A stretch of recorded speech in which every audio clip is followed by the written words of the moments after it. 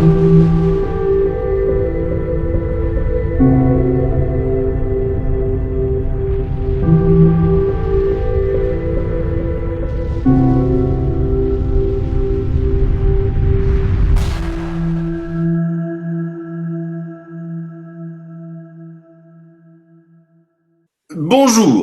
nous voici à nouveau réunis pour une nouvelle émission de Face à Face. Aujourd'hui, on va parler de Linky, le fameux compteur Linky. On entend, on lit, on regarde beaucoup de choses concernant Linky. Cela va de tout va bien, Madame la Marquise, merci, rien à signaler, aux thèses, hélas, les plus conspirationnistes qui décrédibilisent en fait les vrais problèmes que pose Linky. J'ai voulu, comme c'est l'habitude sur Face à Face, faire une émission la plus complète possible sur ce fameux compteur, mais aussi apporter des solutions, car il y en a. Et pour ce faire, il fallait que je m'attache les services d'un des plus grands spécialistes français national reconnu, même si sa modestie va lui faire dire que c'est faux, c'est monsieur Jean-Paul Ovola. Bonjour Jean-Paul. Bonjour Sylvano, et merci pour l'invitation. Mais c'est moi qui te remercie, c'est moi qui te remercie. Alors Jean-Paul, pour nos auditeurs, est-ce que tu peux te présenter un petit peu? Oui, donc Jean-Paul Ovola, j'ai 62 ans aujourd'hui, et oui. Oh, c'est ton anniversaire? Non, pas aujourd'hui, mais voilà, c'est pas très loin, quoi. D'accord. Et j'ai fait 33 ans, j'ai un parcours de 33 ans de télécom, donc sur tout ce que sont les transmissions de données, donc bas, moyen, haut débit, analogique, numérique, fibre, hertzien, donc faisceau hertzien. Un parcours télécom avec, par nature, beaucoup de recherches en innovation qui ont été intégrées dans les modèles de développement de technologies de télécom ou autres, même mécanique, électronique, etc. Une vingtaine d'innovations, un brevet déposé dans 19 pays sur des surveillances de discussions entre modems, voilà, sans les couper. Et puis, après ce parcours télécom, je suis allé aussi à Transpac, travailler chez Transpac. Et puis, je me suis occupé d'un backbone, ce qu'on appelle un backbone à Nantes. Voilà. Un cœur de chaîne, voilà. Donc, dans les transmissions de données, voilà. Et aujourd'hui, après avoir travaillé aussi chez Home Testing pendant 7 ans, sur le développement des recherches de solutions, recherche et développement sur les solutions pour réduire l'exposition aux différents champs électromagnétiques. C'est assez complexe parce qu'ils ne sont pas tous les mêmes, ils ne se comportent pas de la même façon. Ils ont chacun leur mode et leur modèle de fonctionnement et ils s'entrecroisent tous entre eux en fait. Donc j'ai travaillé à Home Testing pour donner des formations sur les champs électromagnétiques, sur les appareils de mesure, sur les solutions, les tests de solutions. J'ai travaillé aussi avec la société Duralex Peinture, spécialisée haut de gamme en haut de gamme peinture, sur le développement d'une peinture carbone française, qui aujourd'hui est intégrée dans le catalogue de l'armée. Voilà, donc c'est intéressant. J'ai développé aussi une balise de mesure spécifique pour les peintures carbone, de façon à pouvoir les tester et comment dire, démontrer l'efficacité d'une peinture carbone sans rentrer dans des considérations très complexes de métrologie, mais au moins avoir un aspect démonstratif, quoi.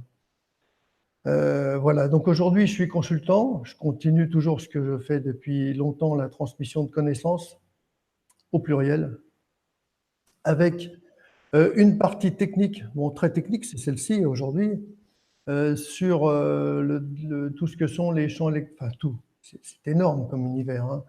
En tout cas, tout ce que je peux faire dans le domaine des champs électromagnétiques, entre basse fréquence, moyenne et haute, Linky compris, puisque c'est un thème à la mode et sur lequel il est intéressant de se poser des questions et de chercher des solutions si c'est utile.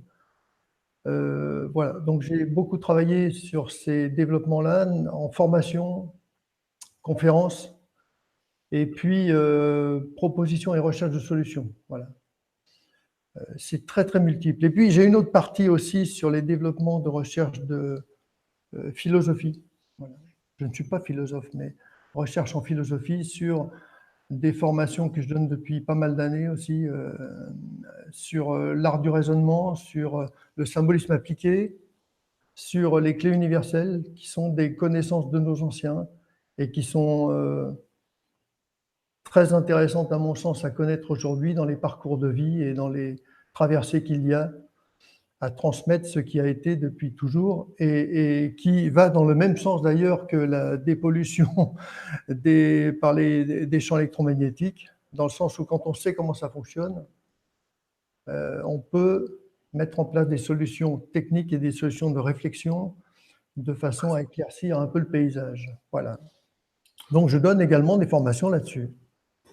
Ouais, bah, c'est un parcours extraordinaire. Ce qui est drôle, c'est qu'on est à peu près issus de là, on en a déjà discuté de la même chose. On est issus des télécoms tous les deux. Moi, j'y Oui. suis encore, hein.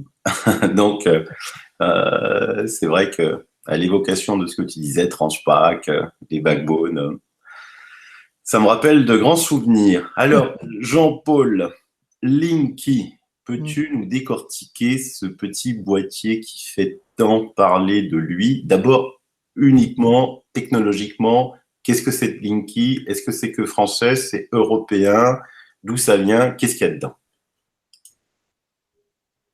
C'est européen déjà au départ, avec deux directives, une en 2006 et 2009. On va dire que c'est à partir de 2009 où la mise en place a été déclenchée sur le principe, et 2011. En fait, 2011, il y a vraiment eu le déclenchement de ce nouveau, au-delà d'un marché, de la mise en place de cette nouvelle technologie. Parce qu'en fait, la complexité de la situation, c'est que, d'une part, nous sommes dans des structures de réseau, quels qu'ils soient, que ce soit pour l'eau, que ce soit pour le gaz, que ce soit pour l'EDF, la SNCF, etc. Et c'est pratiquement européen, pour ne pas dire presque mondial, mais au moins européen. Nous sommes dans des structures qui sont vieillissantes, voilà, j'en fais partie, dans lesquelles il y a eu des développements qui ont été faits dans les années 70, 80, 90, surtout 70-80, un développement à très grande échelle. Bon, les réseaux sont vieillissants et la modernité a fait que par le numérique, on se retrouve aujourd'hui avec des possibilités qui sont énormes dans le fait de pouvoir assurer du pilotage, assurer de la mesure, assurer du renvoi d'informations, etc., qui n'était pas possible de réaliser en temps réel. Donc bon, il y a ça. Il y a sur le point de vue énergétique, il y a aussi le fait que, à travers les énergies renouvelables, il y a des possibilités aussi d'injecter dans le réseau de l'énergie. Donc il faut pouvoir mesurer tout ça. On se retrouve avec des paramètres qui sont très complexes quelque part à gérer. Donc, sans prôner pour le déploiement du système Linky, c'est une réflexion qui a été faite pour intégrer des solutions nouvelles, des solutions qui permettent non seulement des approches, mais de fournir de la communication et fournir aussi de la data, bien sûr, et surtout d'assurer des développements de mesures de réseau très fines qui ne sont absolument pas possibles aujourd'hui ou qui n'étaient pas possibles jusqu'à aujourd'hui. Donc, le Linky est en fait un système. Moi, j'ai connu ça au télécom, hein, en fait. À un moment donné, il fallait installer ce qu'on appelait des box, donc des systèmes chez les clients, de façon à avoir une interface. Tant qu'on n'a pas d'interface quelque part, dans un système, ce n'est pas possible de pouvoir l'interroger, de pouvoir échanger de la data dans les deux sens.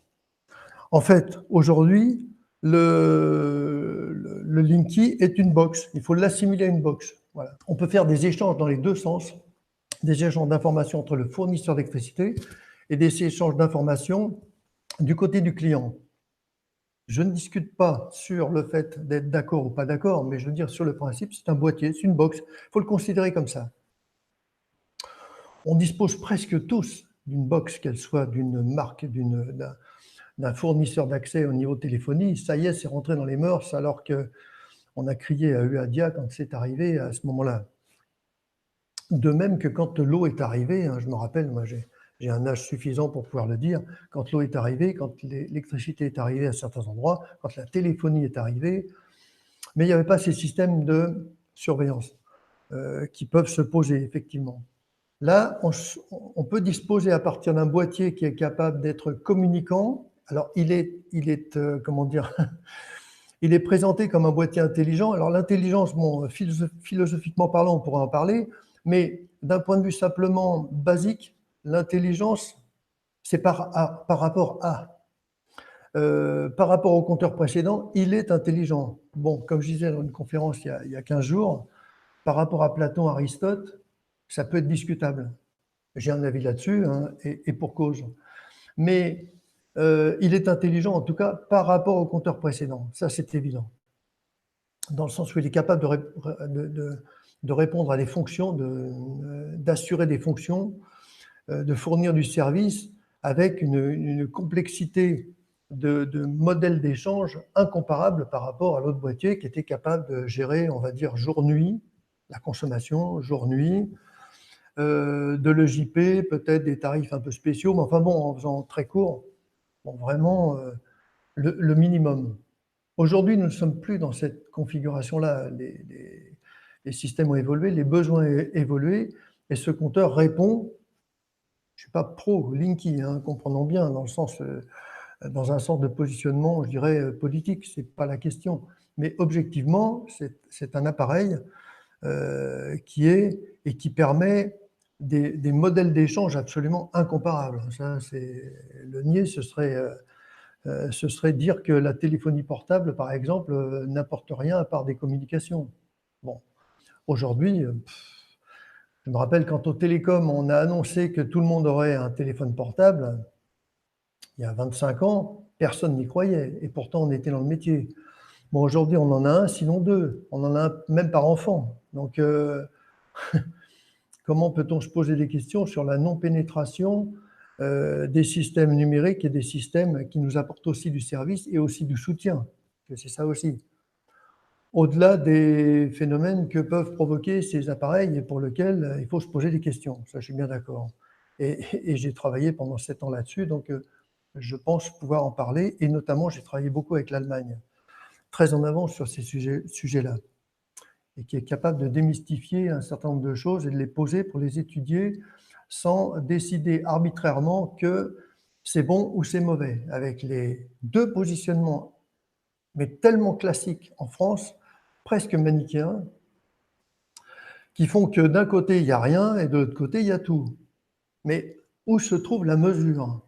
Où se trouve l'équilibre entre les deux en disant, bon, il y a des apports bénéfiques, il y a des apports sur lesquels personne ne voudrait se libérer d'un portable aujourd'hui, ou quasiment personne, ayant pourtant travaillé avec des électrosensibles, donc je peux vous le dire.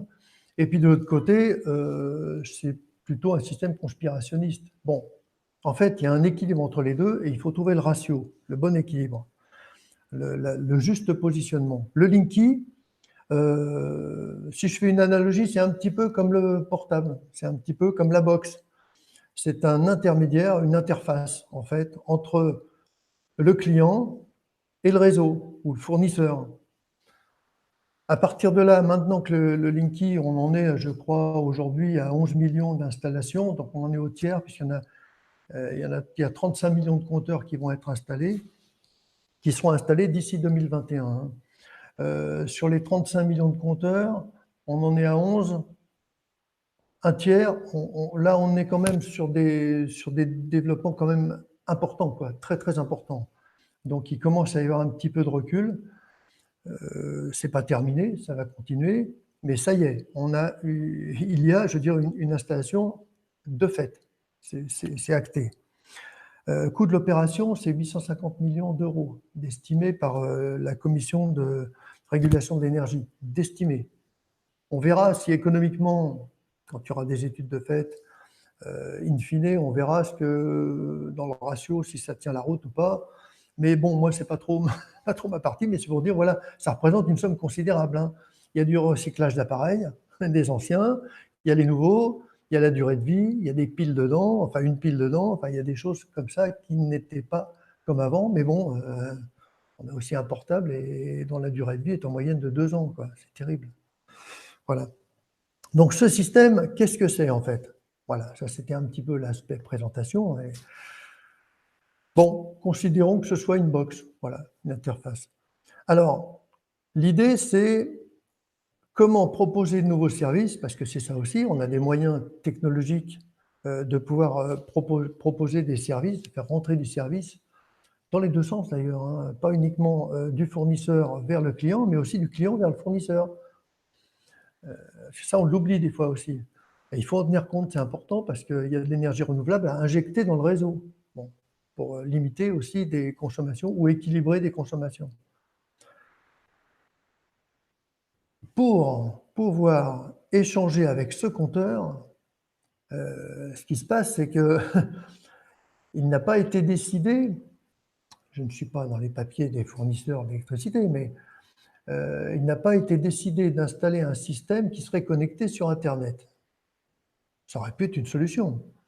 Simplement, tout le monde n'est pas censé avoir Internet, ou les interconnexions ne sont pas censées être possibles partout et dans tous les cas, et suivant les débits, etc., et être fonction et que le compteur soit fonction d'un opérateur télécom, ça le rendait dépendant. Ça, c'est ma version, mais ça paraît logique. Par contre, la particularité, et je me rappelle qu'au télécom, on en parlait déjà à l'époque, c'est que le réseau de distribution électrique, c'est un réseau qui alimente tout le monde aujourd'hui. Alimentant tout le monde, l'idée, c'est est-ce qu'on peut envoyer du pilotage sur les fils électriques? Oui, c'est connu depuis très longtemps, et je vous dis, au télécom, on utilise ça aussi depuis très très longtemps, beaucoup plus que ce qu'on en connaît aujourd'hui. L'idée, c'est de dire, bon, on va installer du CPL, donc de courant porteur en ligne, donc des fréquences supérieures aux 50 Hz. Bon, en France et en Europe, c'est 50 Hz, aux États-Unis 60, mais c'est identique, hein, l'idée est la même. Donc, que l'on considère comme des basses fréquences, c'est d'injecter un courant qu'on appelle un courant porteur en ligne dans une bande de fréquences précises. En fait, on utilise ce qu'on appelle une partie de la bande Sénélec. La bande Sénélec qui est sur 3 kHz, je vais le faire dans votre sens, 3 kHz jusqu'à 148,5, on va dire 3 kHz, 150 kHz. Voilà. Ça, c'est la bande Sénélec utilisable. Il y a d'autres bandes sur le secteur, mais celle-ci, elle est dédiée à ce type d'échange. Voilà. Aujourd'hui, on utilise la bande Sénélec A, donc il y a la A, B, C, D, la Sénélec A, qui est sur la partie 3 kg, 95 kHz. Voilà. Donc on réduit cette bande-là, et le Linky fonctionne sur cette bande-là. Voilà. Après, alors c'est un peu technique, désolé, mais après, il y a la génération 1, le CPL G1 et le CPL G3. Donc, on avait du 63 kg et du 74 kg pour le G1. Donc, on est bien dans la bande Sénélec A, pas de problème. Et puis, il y a aussi le G3, donc, qui est installé maintenant de façon commune et courante. Le G3, c'est...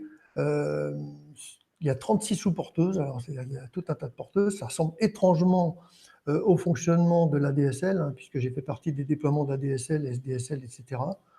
Ça ressemble étrangement, puisque c'est pratiquement la même idée, quelque part. Donc là, on est sur 36 kg, 90 kg. Mais de toute façon, on est sur cette bande Sénélec A. Alors après, quand j'entends des choses où on dit que ça va jusqu'à des fréquences, je dirais presque impossibles, qu'est-ce que l'on mesure, quoi? Si on mesure ce que fait le Linky, il faut le mesurer dans ce qu'il est capable de produire, dans ce qu'il produit, et pas de mélanger ça avec du parasitage qui existe sur le réseau, et pour lequel il y a des fréquences très différentes, très très différentes. Il faut voir ça avec un analyseur de spectre, quoi, voilà. Bon. Mais considérons que c'est sur cette bande, on va dire 3 kg, 95 kg, voilà où se situe le Linky. Le CPL du Linky se situe sur cette bande-là. Donc superposé aux 50 Hz, on est très très loin du 50 Hz, évidemment. C'est comme si on jouait au piano la note la plus grave en bas, et puis la note la plus haut, on est vraiment sur des décalages, c'est pas pour rien. À partir de là, en voyant des fréquences, qui les envoie? Parce que il faut bien qu'il y ait quelqu'un qui pilote, ce sont ce qu'on appelle des concentrateurs. Pour piloter les 35 millions de compteurs, il faut 900 000 concentrateurs. Voilà, c'est l'ordre de grandeur, hein. Je ne peux pas vous donner ça à la virgule, mais voilà l'idée. Ça donne un ratio de 90, 50 à 90 compteurs Linky pilotés par un concentrateur. Que fait le concentrateur? Vous avez l'énergie EDF qui est envoyée, passe par un système, on va dire un CPL, un gros CPL évidemment, qui est au niveau du concentrateur et qui va envoyer des fréquences pour piloter, pour interroger, pour recueillir, faire des champs d'information. C'est un modem. Moi, j'ai connu l'époque des modems, hein, des ERBDB, des bandes de base, ce qu'on appelait les bandes de base. À partir de là, voilà, je disais, on envoie des fréquences vers le compteur. Alors, ce qui est très intéressant, c'est que dans les présentations qui sont faites, c'est que, et c'est pas faux, il est toujours montré, pratiquement toujours montré, qu'il y a le concentrateur qui échange avec un compteur. Effectivement, il n'a pas besoin d'échanger toutes les 3 secondes. Donc, il y a très peu d'informations d'échanger dans un sens et dans l'autre, statistiquement. Bon, la réalité est entre ce que j'appellerais la théorie et la pratique, qui est vraie dans ce sens où c'est exposé, attention, c'est vrai, hein. Par contre, comme on fonctionne sur une grappe, comme dans les réseaux informatiques, on fonctionne sur une grappe, le concentrateur, il ne vient pas interroger un seul compteur. On ne va pas mettre un concentrateur par Linky, évidemment. Si on pouvait même mettre un concentrateur pour tout le monde, ça aurait été bien, mais ça, c'est ingérable aujourd'hui. Donc, le concentrateur, il envoie des fréquences pour appeler les compteurs, pour discuter avec, pour faire de l'échange, en envoyant ces fréquences qui se superposent. Voilà. Et la particularité, et c'est là où le système est un petit peu, je ne dis pas dévoyé, c'est pas ce que je veux dire, mais dans les explications, elles ne sont pas toujours données. Il y en a qui le font, mais elles ne sont pas toujours données dans un fonctionnement que j'appellerais plutôt holistique. Elles sont données sur une partie qui est isolée. C'est comme si on discutait sur un réseau informatique, et Sylvano connaît ça ô combien, en parlant de l'échange entre un serveur et un ordinateur ou une imprimante. Effectivement, il y a un échange. Bon, il n'est pas permanent non plus. Par contre, quand on pense réseau et quand on pense à tout le monde, là, ce n'est pas la même chose. C'est-à-dire que le concentrateur, quand il appelle le compteur numéro 1, qui a ce qu'on appelle une adresse IP, donc une adresse qui le désigne en fait, quand le concentrateur appelle, il n'appelle pas le compteur. Il appelle la grappe, dans lequel se trouve le compteur, et pour lequel il envoie des informations en disant « je t'appelle ». J'appelle le numéro 1, on va l'appeler comme ça, réponds-moi. Bon, c'est du protocole d'échange, hein, avec les 7 couches ISO, pour ceux qui connaissent. Bon, il appelle le compteur numéro 1. Mais qui entend cette information? Le compteur numéro 1, bien sûr, il l'entend, mais pas que, puisqu'on est dans une grappe. Comme dans l'informatique, le numéro 2 l'entend, le 3 l'entend, le 4, les 50 compteurs ou les 90 compteurs, ils entendent tous la même chose. Sauf qu'ils ne sont pas concernés, mais ils reçoivent l'information. Bon.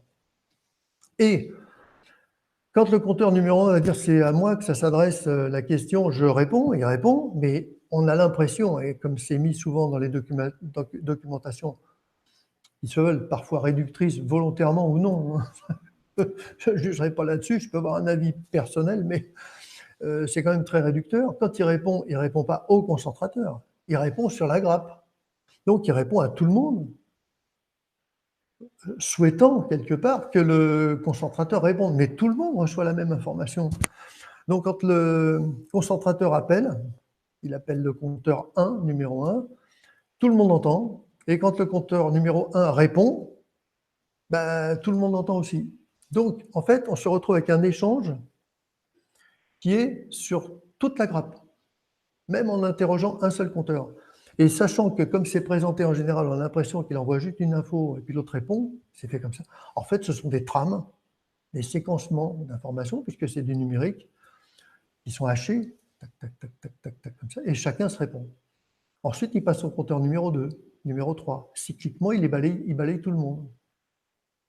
Donc, à partir de là, ça crée effectivement, non pas un modèle d'interrogation-réponse, comme si on mettait 2 modems ou 2 systèmes en face et qui s'appellent et qui se répondent, mais on a un système de réseau, il y y en a qui connaissent très bien ça, un système de réseau dans lequel tout le monde entend, tout le monde participe, tout le monde n'est pas concerné, mais tout le monde participe. L'autre fois, je faisais une conférence et je disais, bon, imaginez que dans une conférence, je m'adresse à Jean Dupont, voilà, je parle dans la foule, Jean Dupont, tout le monde entend la question que j'ai posée à Jean Dupont. Tout le monde l'entend et n'est pas concerné. Il n'y en a qu'un qui est concerné. Et quand Jean Dupont répond, ben, il répond, j'entends, je note l'information, la réponse à la question à laquelle que je lui ai posée, mais tout le monde entend la réponse, alors que personne n'est concerné par la réponse, puisque c'est moi qui la pose, etc. Après, je passe à Marie-Madeleine, par exemple, etc., etc. Et je balaye en fait l'ensemble de mes questions par rapport à tous les utilisateurs ou toutes les personnes présentes. Tout le monde a entendu, donc on se retrouve en fait dans un brouillard. Voilà.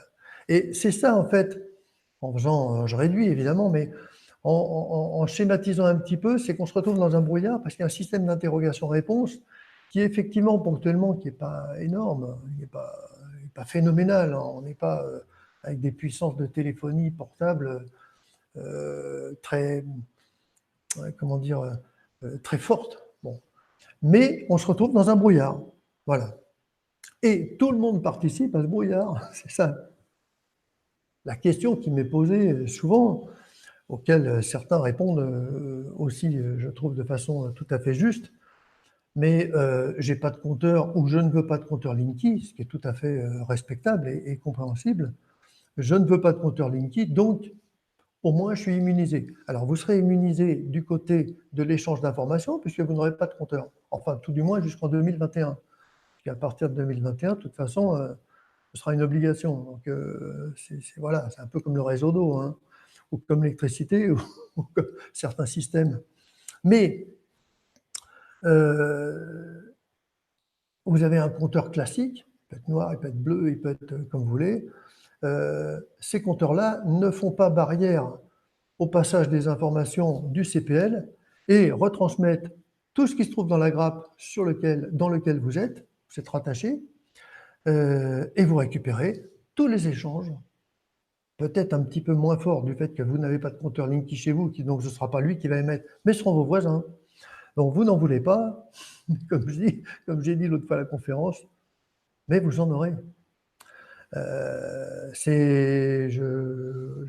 comprends la problématique pour les personnes qui sont sensibles, qui sont authentiquement sensibles, ayant travaillé avec des électrosensibles au niveau de la téléphonie et d'autres systèmes, avec l'ARTAC par exemple, je veux dire que c'est compliqué, très très compliqué pour les personnes qui sont sensibles à ça. Parce que là, du coup, même en refusant le compteur Linky, de toute façon, ils en auront chez eux. Mais alors, Jean-Paul, cette sensibilité, vu que tu as travaillé dessus, elle vient d'où? Elle vient de la fréquence d'échange ou elle vient du 50 Hz en lui-même? Ou elle vient à cause de ce brouillard que créent les différentes compteurs qui sont sous le concentrateur? La difficulté, je dis bien la difficulté, c'est de changer de paradigme, en fait. Parce que la base de la réflexion standard, il y a quelques exceptions, mais quand même la base de la réflexion standard et ce qui est amené évidemment comme argument normatif, c'est de dire on est dans les normes. Mais c'est évident que nous sommes dans les normes parce que personne ne déploierait un système dans des pays comme le nôtre ou offshore européen, ou etc., mais des pays qui sont sur de la technologie. Personne ne déploierait un système qui ne serait pas dans les normes. C'est inimaginable. Et il y aurait des raisons de s'opposer à ça dans ce sens-là, en tout cas, il y aurait complètement des raisons. Mais que sont les normes? Les normes, c'est basé sur un échauffement de tissu de 1 degré pendant 6 minutes à partir de fréquences 50 Hz, même champ électrique, magnétique, électromagnétique. Quand on commence à monter en fréquence, les deux, le champ électrique et le champ magnétique se combinent entre eux et forment, à partir de deux vecteurs, se forment un autre type de champ. Donc, entre l'électrique et le magnétique, c'est basé sur un échauffement des tissus. Je ne vous dis pas comment ça a été mesuré, parce qu'il faudrait remonter à ce qui s'est passé pendant la guerre dans des situations absolument dramatiques, mais bon, ça fait partie aussi des résultats qui ont été récupérés Je l'ai su en suivant des formations d'habilitation, c'est assez terrible, hein. Mais bon, c'est comme ça. Donc c'est l'échauffement du tissu. On se contrefiche de savoir quelle est la forme du signal, ce n'est pas la question. On regarde un échauffement de tissu. Bon. 6 minutes, parce qu'au-delà de 6 minutes, enfin en dessous de 6 minutes, les tissus se remettent d'aplomb, on va dire, en faisant court, hein. Se remettent d'aplomb. Bon, au-delà, c'est autre chose, c'est un autre débat. Mais il fallait bien normer aussi, je ne fais pas que de la critique non plus. Il fallait bien normer, donner des repères. Bon. L'ICNIR n'a pas participé, évidemment, à donner ces repères-là. Alors, c'est basé sur une quantité. On s'occupe de la quantité. Bon, là, pour le CPL, dans la bande dont nous parlions tout à l'heure, sur le 3 kg, 95 kg, on est à 87 volts par mètre. Il n'y a aucun appareil Linky qui dépasse cette valeur-là, parce que pour arriver à dépasser 87 volts par mètre dans cette bande de fréquence, il faudrait quand même charger, hein. Donc, on est très très loin de ça, très très loin de ça. On doit être à 20 cm du compteur, on doit être à 2 volts maximum, 1 volt 2, 0,9, enfin bon. Allez, j'arrondis à 1 volt, allez, soyons sympas, 1 volt 5. Donc on est très très loin de la norme. Donc, aucun risque, pas de problème, tout va bien. Oui, sauf que, ayant travaillé en Allemagne avec aussi 2 autres collègues, on a beaucoup travaillé sur les réflexions des Allemands, enfin les travaux des Allemands qui viennent aussi de Russie, hein, des pays de l'Est, où ils ont développé des réflexions sur les champs électromagnétiques en disant sont-ils bons ou mauvais? La réponse n'est pas simple. Ça dépend de leur nature, en fait. Et comme on se base sur un niveau, on ne se base pas sur l'aspect qualitatif, c'est-à-dire qu'est-ce que c'est comme type de signaux? Que sont-ils? L'autre jour, à la conférence, je disais, si je vous disais qu'il y a un son qui est un niveau sonore qui est de 110 dB, et puis un autre qui est de 70 dB, lequel est le bon, lequel est le mauvais? En faisant à la française, je vais dire un bon, mauvais. 110 dB, trop fort, donc mauvais. Et puis 70 dB, très bien, impeccable. Sauf que si je passe à 110 dB un morceau de Mozart, un requiem par exemple, et que je mette à 70 dB une scie circulaire chez le voisin, vous serez stressé avec la scie circulaire qui est à 70 dB et vous ne serez pas avec Mozart qui ouvrira des portes. Il peut même ouvrir au subtil, ça a été fait aussi pour ça. Vous ouvrirez des portes alors que c'est à 110 dB. Parce que la qualité du signal, l'harmonie qu'il y a dans les fréquences, dans la combinaison des fréquences, fait que ça nous convient. Ça a été réfléchi comme ça a été ressenti comme ça a été déposé, pour ne pas dire, comme ça. Alors que la scie circulaire du voisin ou la tourneuse qui passe, qui sera à un niveau très inférieur, aura des signaux qui seront déstructurés. Par rapport, quand je dis déstructurés, c'est par rapport à notre fonctionnement, hein. Par rapport à la tourneuse, ils sont structurés, ou la scie circulaire aussi, mais pas par rapport à nous. Ils ne sont pas compatibles. On ne joue pas dans la même gamme d'harmonie. Si vous jouez dans un orchestre où il y a du Mozart, etc., et que l'on vous dise bah, fais ce que tu veux, et que dedans vous ne jouez pas dans la partition, ce sera dissonant. Même si vous ne jouez pas fort, même si l'orchestre couvre, mais ce sera dissonant. C'est le cas des couacs, comme on appelle ça. Les couacs dans une musique, hein, dans une fanfare, etc., ils sont au niveau de la hauteur du signal très très faibles. Ben oui, mais ils sont dissonants et peuvent nous déranger fortement. Et en fait, ce qui se passe, c'est que la cellule, moi je ne suis pas spécialiste en biologie, mais avec les travaux de l'Allemagne, on a vu des choses très intéressantes. C'est que la cellule, elle n'est pas forcément stressée. Alors attention, il ne s'agit pas de dire non plus d'augmenter l'exposition, parce que du coup, l'aspect quantitatif, on n'en tient pas compte. Non, je n'ai pas dit ça. Mais un signal qui est présenté par saccade va stresser la cellule. Donc, comme on envoie des échanges numériques par tram, par train, comme en téléphonie, c'est exactement le même sujet, hein. En téléphonie, on a beaucoup travaillé sur la téléphonie, on envoie par saccade, ça stresse la cellule. Oui, effectivement, il y a des fréquences élevées, il y a des niveaux élevés, oui, mais le stress cellulaire va être très très en rapport avec ça. Or, le Linky, bon maintenant je reviens à Linky, or le Linky est envoyé, on envoie des trames, on envoie des séquences. Alors, 1 volt par mètre, c'est pas grand-chose, hein, c'est rien du tout par rapport à 87, hein, effectivement. Mais même chose aussi, les mesures qui sont données, elles sont données sur le compteur, comme si tout le monde dormait la tête sur le compteur à 20 centimètres, comme si on avait la chambre à côté du compteur, ou etc., ou le petit dernier qui dormait aussi à côté du compteur. Ce sont des cas exceptionnels. Je ne dis pas que ça n'arrive pas, mais c'est très exceptionnel. Majoritairement, on n'est pas à côté du compteur, on en est même relativement loin. Par contre, ces signaux-là, comme ils ont pénétré sur le réseau, puisqu'ils traversent Linky, traversent le compteur Linky, il n'y a pas de filtre dedans, en fait. Hein. Certains disent on aurait dû mettre un filtre Linky. Tout est possible. On va dans la Lune. Tout est possible. Simplement que le problème du coût aurait été complètement différent. Et beaucoup plus encombrant, parce qu'on ne peut pas filtrer sur 25 ampères, 40 ou 63 ampères. On ne peut pas filtrer avec 2-3 composants électroniques. Ce n'est pas concevable. Donc il faut du lourd, hein, en résumé. Alors, comme les signaux pénètrent, puisque le compteur devient transparent et qu'il émet lui aussi. Mais lui, il n'émet pas dans une direction ou dans l'autre, il émet sur le réseau. Donc, il émet aussi à l'intérieur de la maison. Et on reçoit les voisins. C'est ça le partage aujourd'hui, c'est qu'on reçoit aussi les voisins. Et on fait partager aussi ce que nous avons en CPL, en émission CPL. Donc, on se retrouve en fait dans un brouillard à l'intérieur de la maison, de l'entreprise aussi, puisque ça marche aussi en entreprise. On se retrouve dans un brouillard dans lequel tous les objets, tous les appareils connectés sur le réseau, en fonctionnement ou non, bien en fonctionnement ou non, et je pèse bien mes mots, vont de toute façon rayonner ce phénomène d'envoi de train d'impulsion. Donc vous êtes à côté d'une lampe à votre bureau, vous êtes sur votre ordi, vous êtes à côté de la machine à laver, de la haute, etc., dans la chambre avec la lampe de chevet.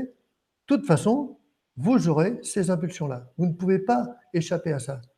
Alors, au lieu de considérer qu'il y a simplement une émission à 20 cm très faible au niveau du compteur, oui, effectivement, ça se mesure. Il faut des appareils quand même spéciaux, hein. On ne mesure pas avec n'importe quoi, comme on le voit, hélas, des fois. Mais on va se retrouver dans un brouillard qui va être partout.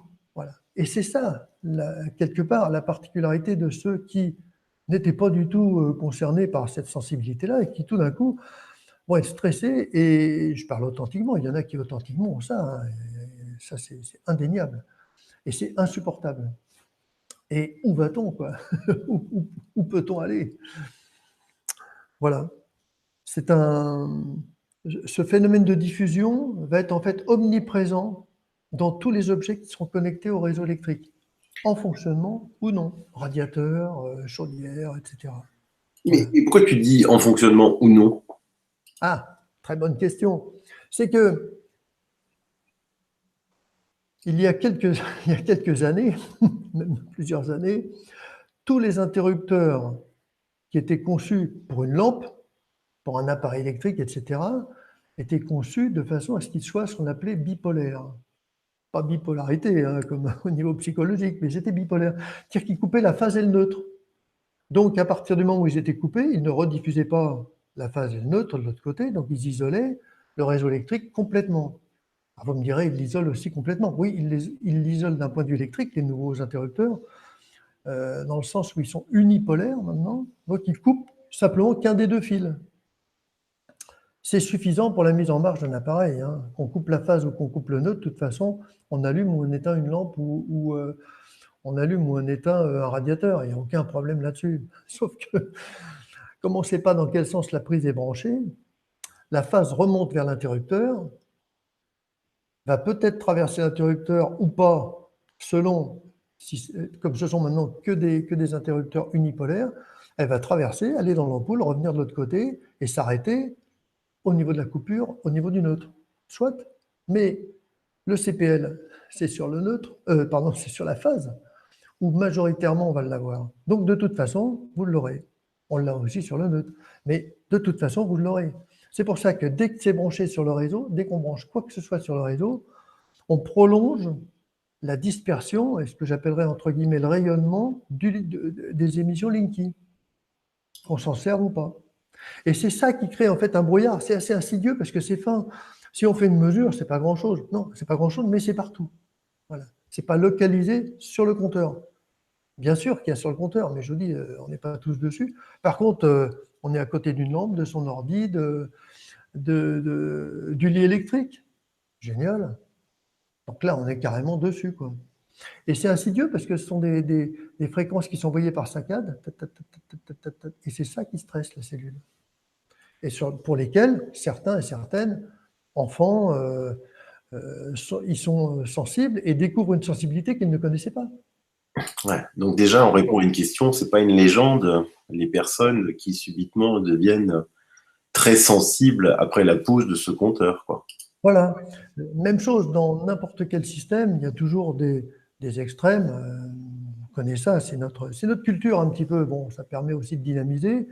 Après, c'est la recherche du juste milieu, du juste équilibre. Mais moi, pour avoir travaillé avec des électrosensibles qui étaient déclarés électrosensibles dans les sociétés, dans les entreprises, où les ressources humaines et la médecine du travail ne savent pas du tout où les mettre et ne savent pas comment les intégrer, comment créer des nouveaux locaux pour les mettre dans des endroits dans lesquels ils sont protégés parce qu'ils ont des compétences et puis parce qu'ils ont leur travail et puis ça s'est déclenché.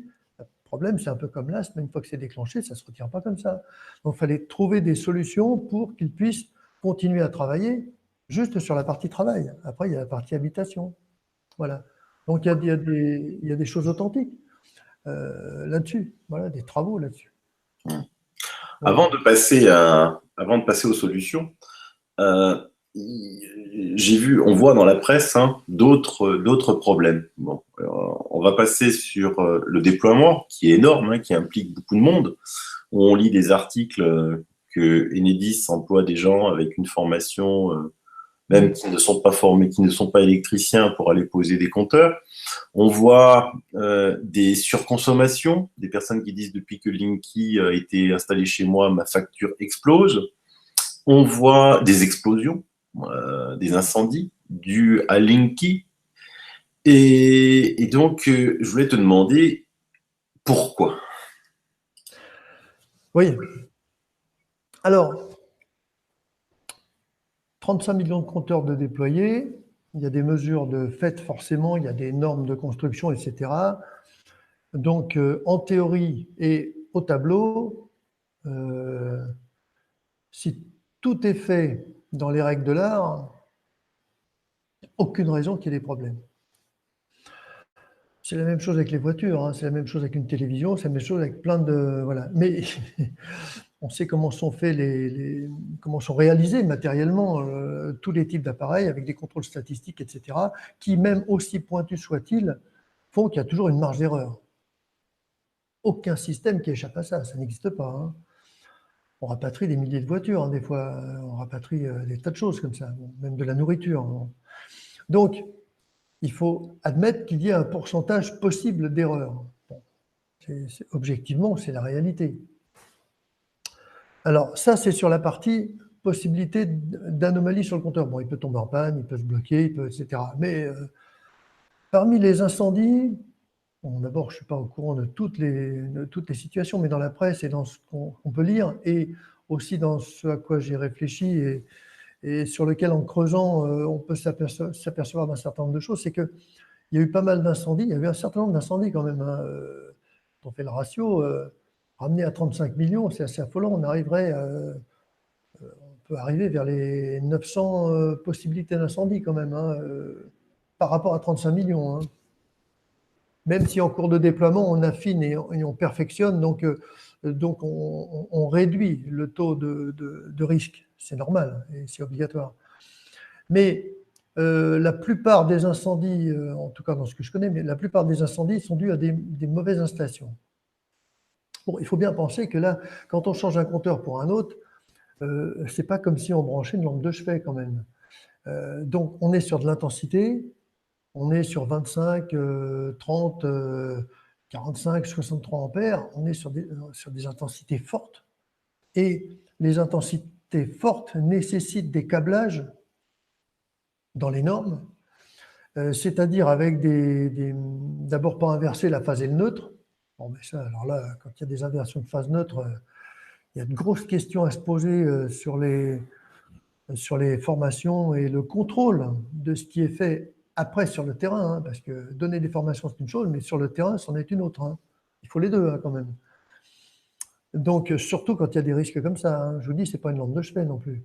Donc là, il y a des normes de serrage, il y a des normes de connectique, de connexion, parce qu'on peut aller jusqu'à 63 ampères, en tout cas sur ce qu'on connaît nous. 63 ampères, il faut quand même faire ce qu'il faut. Donc, clé dynamométrique pour serrer à la bonne pression, etc. Si c'est fait dans les normes et si le compteur ne contient pas lui-même une anomalie, il y a peu de chances qu'il y ait d'écart d'anomalie de risque. Par contre, si ce n'est pas serré comme il faut, s'il y a une inversion phase neutre, les connexions vont chauffer de toute façon. On a bien connu ça, moi j'ai bien connu ça hein, dans les bêtes serveurs, hein, où je le racontais il n'y a pas longtemps, dans les bêtes serveurs informatiques, où tous les ans ou tous les 2 ans, on passait avec des caméras, enfin une équipe passait avec des caméras infrarouges pour vérifier les points de serrage s'il n'y avait pas de chauffe. Et s'il y en avait, il fallait donner un huitième de tour ou un quart de tour. Voilà. Parce que quand il y a de l'intensité, et là c'est le cas, il faut faire les connexions exactement dans les règles de l'art. Donc il y a eu beaucoup d'incendies aussi qui sont partis comme ça. Enfin, dans la famille incendie, il y a eu ça, par le fait que je ne sois pas câblé comme il faut. Alors, question sur les formations, question sur le contrôle, question sur le rendement, parce que ce sont des sociétés qui sous-traitent. Évidemment, ce sont des sous-traitants, et je n'ai rien contre les sous-traitants, hein. Mais sous-traitants, mais qu'est-ce qu'on leur demande en quantité? Qu'est-ce qu'il y a comme contrôle derrière? Il y a des primes à l'installation. Alors, primes d'installation à vérifier, mais si c'est fait trop vite, là, il y a du risque quand même. La particularité, c'est qu'une maison isolée qui brûle, bon, c'est pas marrant, ça c'est évident. Un appartement qui met le feu à l'immeuble, ça ne l'est pas non plus. Que ce soit autant pour les biens matériels, bon, matériel, c'est vraiment pas, c'est très dur, mais bon, les risques physiques, quoi, là, on est sur du risque physique, c'est grave, quoi. Donc, du contrôle, il en faut. Autrement que les appareils aient des problèmes de temps en temps, c'est possible. C'est possible. Sur le lot, sur 35 millions de compteurs, c'est tout à fait possible. Voilà. Mais c'est relativement minime statistiquement. La question de la surconsommation, c'est que ce compteur-là intègre un système de mesure très fin, sinon il n'y avait pas d'intérêt de changer de compteur non plus, un système de mesure très fin entre la consommation en intensité, donc c'est mesuré sur un shunt, hein, pour ceux qui veulent un peu plus de détails, on mesure la tension sur un shunt pour mesurer l'intensité. La particularité, c'est que là, c'est de l'électronique qui mesure, très fine, et cette électronique est capable de mesurer les pics, ce qui n'était pas possible avec la roue, la roue dentée, qui ne pouvait pas voir les pics hein, par l'inertie. Alors que là, avec l'électronique, on peut mesurer des pics qui sont calibrés et qui font que si ça dépasse pendant quelques millisecondes, bon après il y a des normes là-dessus, si ça dépasse, disjonction. Donc il y en a qui disent maintenant, depuis que j'ai le compteur, j'ai des disjonctions. C'est pas normal. En dehors de phénomènes de mauvaise installation, etc., ce qui se passe, c'est que quand des appareils font un démarrage, l'appareil avec des moteurs ou des bobines, c'est surtout ça hein, à l'intérieur, ça peut être machine à laver, vous voyez, ça peut être ça crée des pics au niveau de la surtension, des démarrages de radiateurs. Selon la combinaison des pics et selon comment ils se coordonnent ou pas, ce pic-là est mesuré par le compteur il dit stop, on a dépassé la limite qui est autorisée, qui est normée, et on coupe. Voilà. Ça peut se réenclencher, on peut le réenclencher soi-même, mais on ne peut pas le faire tout le temps non plus, et ça dépend ce qui est le niveau qui est dépassé. Donc, ce n'est pas forcément une anomalie du compteur, c'est qu'il est conçu pour mesurer ça. Étant conçu pour mesurer ça, il va proposer des tarifs différents, évidemment. Des tarifs différents, puisque ce seront des offres différentes. Donc, à partir de là, moi, j'en connais qui ont le compteur Linky, ils n'ont jamais eu des factures aussi différentes que ce qu'ils avaient avant, parce que dans leur modèle de consommation, se sont produits des besoins en conso ou des pics de conso qui poussent à changer d'option tarifaire. Voilà. Mais attends, parce que des fois, déjà, c'est des disjonctions là. Et moi, j'ai vu des reportages où des personnes, effectivement, tu disais la mise en route, effectivement, d'éléments. Ces personnes-là disaient dès qu'on met la vaisselle et la machine à laver le soir en même temps, ce qu'ils avaient l'habitude de faire depuis des années, en marge parce qu'ils voulaient bénéficier des tarifs creux de la nuit. Donc, ils allaient se coucher, ils mettaient le lave-vaisselle et la machine à laver en route. Il dit, ça saute. Oui, tout à fait. Tout à fait, parce que là, autant on va appeler maintenant les anciens compteurs, hein, voilà, c'est comme ça.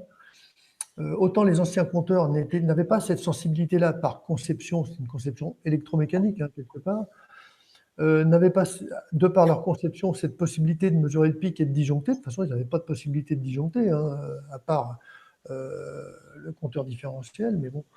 Autant là, ou le fusible général, mais autant là, avec cette mesure très fine, un lave-vaisselle, un ballon d'eau chaude ou un four, etc., et les radiateurs qui démarrent, surconsommation par rapport à ce calcul très fin, disjonction.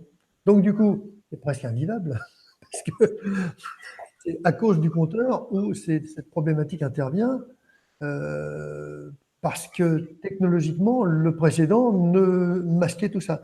Alors, raisonnons sur un compteur Linky ou raisonnons sur une habitation, c'est pic, c'est peu de choses. Bon, raisonnons sur un système beaucoup plus étendu et national, évidemment. Ces pics de consommation sont difficiles à gérer et de toute façon, ce n'était pas possible de le gérer. En introduisant le système Linky et ses systèmes et ses options qu'il peut contenir avec notamment l'ERL, et puis le système de gestion de pilotage, pardon, le système de pilotage qu'il intègre, il va avoir la possibilité, selon les options prises, de pouvoir, à partir de, il a 7 contacts en fait à l'intérieur du compteur Linky, il va pouvoir, à partir de ces 7 contacts, piloter individuellement le ballon d'eau chaude, individuellement les radiateurs, individuellement peut-être la machine à laver, etc. Enfin, les organes qui consomment beaucoup, hein, pas la lampe de chevet. Et c'est pour ça qu'aujourd'hui, tant que ces options-là ne sont pas mises en route, bon, ben lui, il compte, il reçoit un pic de consommation, il coupe. Difficile à vivre, hein, très difficile à vivre. Quand ce système avec ces 7 contacts sera mis en service, alors quand je dis mis en service, ça veut dire aussi du recablage à l'intérieur, hein, de chaque maison, hein, pour pouvoir assurer le pilotage, parce que là, il faut reprendre le câblage quand même, une partie du câblage. Bon, ça va faire travailler du monde. Donc écologiquement, c'est toujours compliqué de savoir ce qui amène un plus. Il faut des fois voir 10 ou 15 ans à l'avance, mais bon, changement de compteur, 35 millions de compteurs, recyclage des anciens, recyclage de ceux-là quand ils seront arrivés en fin de parcours. Ils contiennent une pile, il faudra la changer. C'est de l'électronique, bon, c'est pas de la mécanique. Voilà. Et en plus, toutes les infrastructures et les services qui sont mis en route, ça génère de l'énergie carbone, tout ça, hein. Plus les recablages derrière de ces 7 contacts qui vont permettre un pilotage plus fin et donc d'éviter les surconsommations, puisque si on dit au ballon d'eau chaude, ben toi tu démarres à telle heure et puis l'autre à une autre heure, il n'y aura plus ces pics de consommation. Mais par qui ce sera piloté? Par le service. Vous voyez? Mais alors, Par le service. deux questions. Ce recablage, il est à la charge de qui? De chaque propriétaire, je pense. Ça va pas être à la charge d'Enedis. Oui, tout à fait. Super. Ça va être du lourd quand même, recabler certaines maisons. Et Mais tu vois, pardon, excuse-moi, tu vois, tu prends une box, une fois que tu as la box, ton fournisseur d'accès a fourni la box, même question, je la transpose, et elle est tout à fait légitime et normale, même question, il y a la box, bon, derrière, vous voulez mettre un ordinateur, une imprimante, etc., qui le fait? Bah, c'est ou vous ou un installateur. ouais, depuis ils ont inventé le Wi-Fi. Ça fera du boulot. Et, et, ça y est, j'ai oublié ma question. Ouais, ça disjoncte, mais ça. Et c'est dramatique ça parce qu'il y a quand même des éléments, des gens qui ont des éléments qui consomment beaucoup de choses. Moi, j'ai pris quelque chose chez moi à la maison où j'ai dû changer mon compteur, mettre beaucoup plus d'ampérage. Ouais, C'est de la luminothérapie. J'adore ça, luminothérapie, du 380 volts. ouais. C'est pas la peine, quoi. Je vais la mettre en route, ça va sauter, quoi. C'est possible, ouais. Et aujourd'hui, pour le savoir à l'avance, il faut, alors ça se fait, hein, c'est possible de le faire, ça se fait dans l'industrie, et certains électriciens, pas tous, parce que là il faut équiper, je dirais, en niveau 2, ont des appareils, je parlerai, je ne fais pas de pub, mais Chauvin Arnoux par exemple, a des appareils de mesure de pic d'intensité, etc., de déphasage, enfin, etc., est capable, en se branchant sur le réseau, de savoir comment ça fonctionne, à quelle heure ça démarre, etc. Ça, on peut le savoir. Bon, mais même chose, c'est un peu comme dans l'informatique, c'est quand même un niveau d'expertise. Donc, tout le monde ne peut pas le faire, hein, ça c'est clair.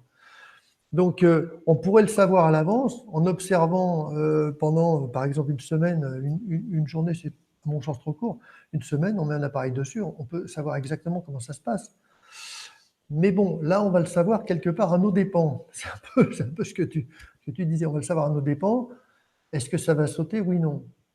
Deuxième chose au niveau des facturations, l'autre point, bon, c'est un peu technique, mais je vais essayer de réduire pour que ce soit à peu près, on va dire, assimilable. C'est que dans l'industrie ou dans les gros services où il y a du 20 000 volts qui rentre, 380, etc., derrière, on mesure ce qu'on appelle le cosinus phi. On mesure la différence entre ce qu'on appelle la puissance apparente et la puissance active. Ce sont deux choses différentes. Dans un monde parfait où tout le monde aurait les mêmes objets de consommation, les mêmes appareils de consommation et qui seraient que ce qu'on appelle résistif, c'est-à-dire une résistance, quoi. Faire chauffer un bout de fil, pour résumer très court, la puissance réactive et active serait exactement la même. Or, l'EDF, je ne dis pas l'EDF, mais je veux dire le fournisseur d'électricité, lui, il est concerné par la puissance apparente. Et cette puissance apparente, elle est très différente, elle peut être très différente de la puissance active que nous consommons. Voilà. Et le compteur Linky, lui, mesure les deux, hein. Et à partir de là, mesurant les deux, je prends le cas de l'industrie, si on dépasse un facteur de X, surtaxe. Pourquoi? Parce qu'on impose sur le réseau une consommation nettement supérieure à ce que l'utilisateur consomme. L'idéal, c'est que les deux soient équilibrés à zéro, on va dire, hein, voilà. Il n'y a pas de déphasage, ce qu'on appelle pas de déphasage entre la tension et l'intensité. Et ça, le compteur Linky, maintenant, il peut le mesurer, qui n'était pas le cas non plus du compteur précédent. Donc, on se retrouve un peu comme dans l'industrie, et là, on va être taxé si on dépasse des cotes de déphasage importants. Pourquoi? Parce qu'on pénalise le réseau d'une surconsommation qui est différente de la consommation qu'on a nous. Admettons, consommer 30 kW chez vous, ok, aujourd'hui on est facturé sur 30 kWh, par exemple, mais si sur le réseau c'est 35 kW, parce que ça représente 35 kW sur les fils électriques et jusqu'à la centrale, 35 ou 36 kW, bon, tout de suite on est à un pourcentage important de consommation en extérieur et qui est imputable à la fabrication de l'énergie, quoi. Ça va obliger aussi à intégrer des systèmes, je vous le dis à l'avance, ça va pas obliger, mais ça va pousser économiquement à introduire des systèmes chez soi qui vont pouvoir compenser automatiquement, comme ça se fait dans l'industrie, hein. Il existe déjà des boîtiers qui font ça, à compenser ça de façon à réguler le cosinus phi, de façon à être plus sur de la puissance active et que la réactive soit à peu près la même.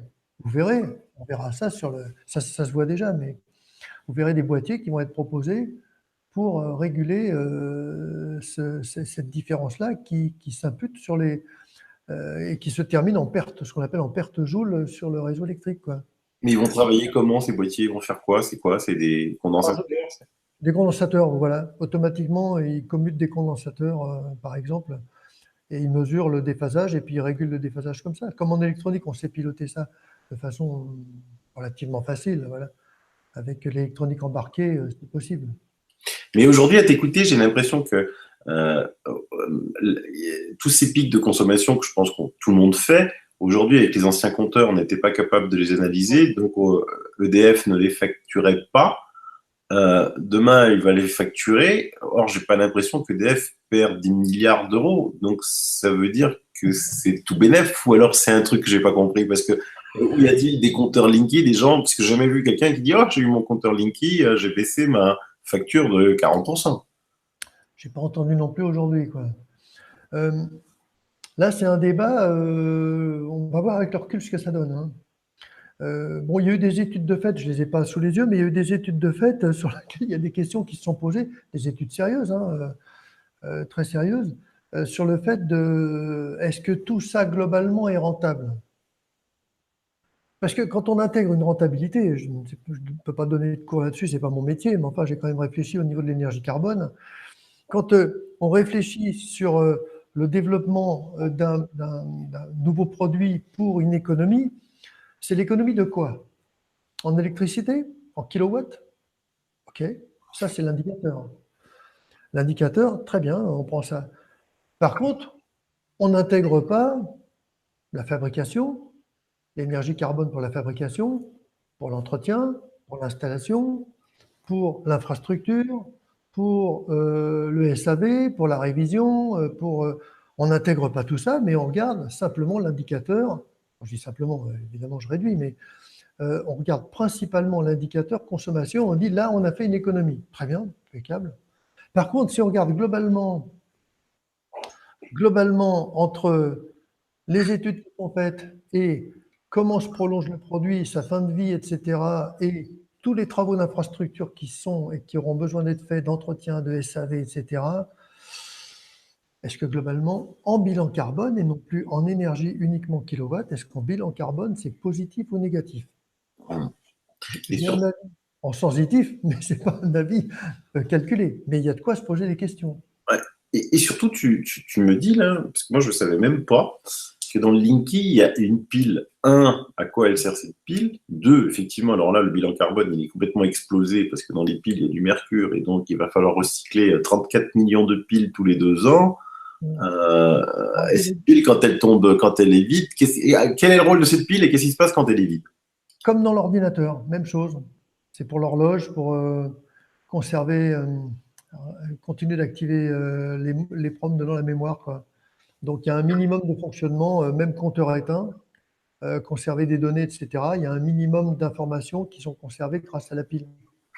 Donc durée de vie de mémoire, je dis bien de mémoire, c'est 20 ans. Bon, pareil, dans le meilleur des Ah, mondes, etc. Dans le meilleur des mondes. Donc dans 20 ans, de toute façon, l'avantage c'est qu'on fait un cadeau pour nos plus jeunes. Bon, moi j'ai des enfants, petits-enfants, mais on fait des cadeaux pour les plus jeunes qui vont de toute façon être obligés de gérer ça, hein. Voilà, bon. Moi, je serai sûrement sec d'ici là, mais vous voyez ce que je veux dire, hein. C'est que c'est le prolongement de ce que nous faisons, alors à tort ou à raison, l'avenir le dira, mais quand je parlais tout à l'heure quand je parlais de réflexion philosophique, c'est que, à mon sens, c'est important de réfléchir au-delà de simplement un développement technologique, surtout aujourd'hui, hein, surtout dans la phase dans laquelle on est, dans cette accélération du rythme du temps. Je dis bien du rythme, hein, pas du temps, de l'accélération du rythme. Quand on en est à ce stade-là au niveau de la planète, il faut sacrément réfléchir pour essayer d'évaluer l'impact qu'il peut y avoir au-delà d'une garantie économique presque à court terme. Parce que 20 ans, ça peut paraître à court terme, mais c'est immensément long sur un autre aspect, quoi. oui. Et surtout, je vois les types de piles que tu parles, c'est des piles pour ordinateur, c'est des grosses RS232 là pour ordinateur. C'est vrai qu'elles durent infiniment longtemps, mais Ouais. l'ordinateur, lui, mon ordinateur à moi, la pile, elle va durer 20 ans si je garde l'ordinateur 20 ans, mais cette pile n'est pas mon Oui. compteur Linky, par exemple, personnellement, à moi, si un jour je dois en avoir un, il sera dehors, donc il sera à -20, il peut avoir à -20 l'hiver, à plus 50 l'été parce qu'il est plein sud au soleil. Je suis pas sûr qu'elle a duré 20 ans, hein. Voilà, il y a toujours les calculs qui sont faits au tableau, qui valent, hein, bien sûr, parce qu'il faut bien avoir des repères. Puis après, il y a la réalité. Parce qu'il y a des compteurs qui vont être en intérieur, une quantité, il y a des compteurs qui sont en extérieur, hein. Les piles en extérieur, en général, elles aiment moins. Elles sont sous des contraintes thermiques complètement différentes, température, humidité complètement différentes, gel complètement différentes de piles qui sont en intérieur, dans des habitats qui sont régulés, l'hiver chauffé et l'été climatisé, parfois. Donc, les conditions sont complètement différentes. Dernièrement, j'ai eu un ami là, qui me disait, moi, je n'ai pas de problème parce que mon compteur Linky, je suis en pavillon, mon compteur Linky, il est dans le boîtier dehors. Oui, tu n'as pas le compteur à l'intérieur, effectivement. Par contre, de toute façon, la propagation du CPL, tu l'as aussi, hein, ça c'est obligatoire, hein, ça ne peut pas échapper à ce mode. C'est le modèle de fonctionnement. Donc, il est en partage d'informations sur une grappe, tu es sur la grappe, tu l'auras. Sachant qu'il y a aussi une info, c'est que quand le compteur Linky Quand tu as un compteur Linky, ce n'est pas un détail, hein, un compteur Linky de la grappe n'arrive pas à se connecter au concentrateur, parce qu'il peut être trop loin, il peut avoir un réseau qui est de plus ou moins de bonne qualité au niveau des fils, au niveau ce qu'on appelle des différences d'impédance. Qu'est-ce qui se passe? Le compteur d'à côté qui le capte, il dit toi je t'ai entendu, il va répéter le signal, il va se servir. C'est-à-dire votre compteur sert aussi de répéteur. Donc il est capable d'entendre quelqu'un qui est dans le besoin, bah, c'est de l'entraide, hein, si ça pouvait se faire dans tous les domaines, ce serait bien aussi. Et il entend son voisin qui ne peut pas discuter avec le concentrateur, et du coup, il prend en charge un certain nombre de choses pour répéter le signal et servir de répéteur. Télécom, on utilisait ça beaucoup en répéteur au niveau numérique. Ampli pour l'analogique et répéteur pour le numérique. Donc là, il sert de répéteur, donc c'est lui qui prend en charge ça. Donc vous pouvez très bien prendre en charge des communications, on va dire des échanges qui ne vous concernent pas, mais qui font partie de l'entraide que vous pouvez assurer. Et en poussant le bouchon plus loin, vous n'arrivez pas, où il y a quelques-uns de la grappe qui n'arrivent pas à joindre le concentrateur, ils peuvent en joindre un autre concentrateur. Ils peuvent discuter avec un autre concentrateur. Mais je rajoute une question là. Admettons que quelqu'un qui ne paye pas sa facture d'électricité, EDF lui coupe la ligne. Quelles vont être les implications sur les Linky qui sont sur la grappe de ce compteur qui est coupé? Bah, le système, ce que j'appelle le système d'entraide, va faire qu'il y aura des. Enfin, après, faut vraiment analyser le protocole. Là, il y a tellement de types de protocoles. Mais au bout d'un moment, quand le serveur, on va dire le concentrateur appelle et n'a pas la réponse, il va le noter, il va réémettre. En général, il y a un calcul qui est fait un certain nombre de fois, et puis après, ça déclenchera une alarme. Je ne suis pas du côté du réseau, mais en général, c'est comme ça. On a la même chose pour d'autres systèmes numériques comme ça. Il y a un système de comptage qui réémet les informations de demande au bout d'un certain nombre, selon le protocole. Bon, on considère que c'est une alarme et qu'il y a vraiment un problème. Et dans ce cas-là, ils envoient un technicien ou ils vont faire passer quelqu'un. Voilà. Ce que je retiens déjà de cette première partie d'émission, c'est que la pose de ce compteur Linky doit être faite par un professionnel ultra agréé avec des outils qui sont performants pour pouvoir le faire. Tu disais des clés électrodynamiques. Il y a aussi la problématique de l'assurance. Si votre habitation prend feu du fait de votre compteur, on s'est aperçu que les assurances disaient c'est pas dans notre contrat puisque le compteur ne fait pas partie de notre contrat et qu'il n'y avait pas remboursement. Donc il faut prendre, si quelqu'un vient chez vous, un conseil, savoir d'où il vient, demander ses diplômes, s'il est formé, n'hésitez pas, il intervient chez vous. Sa responsabilité civile. Parce que là aussi, il y a un gros problème sur la responsabilité civile des sous-traitants d'Enedis. Tout à fait, on est complètement d'accord.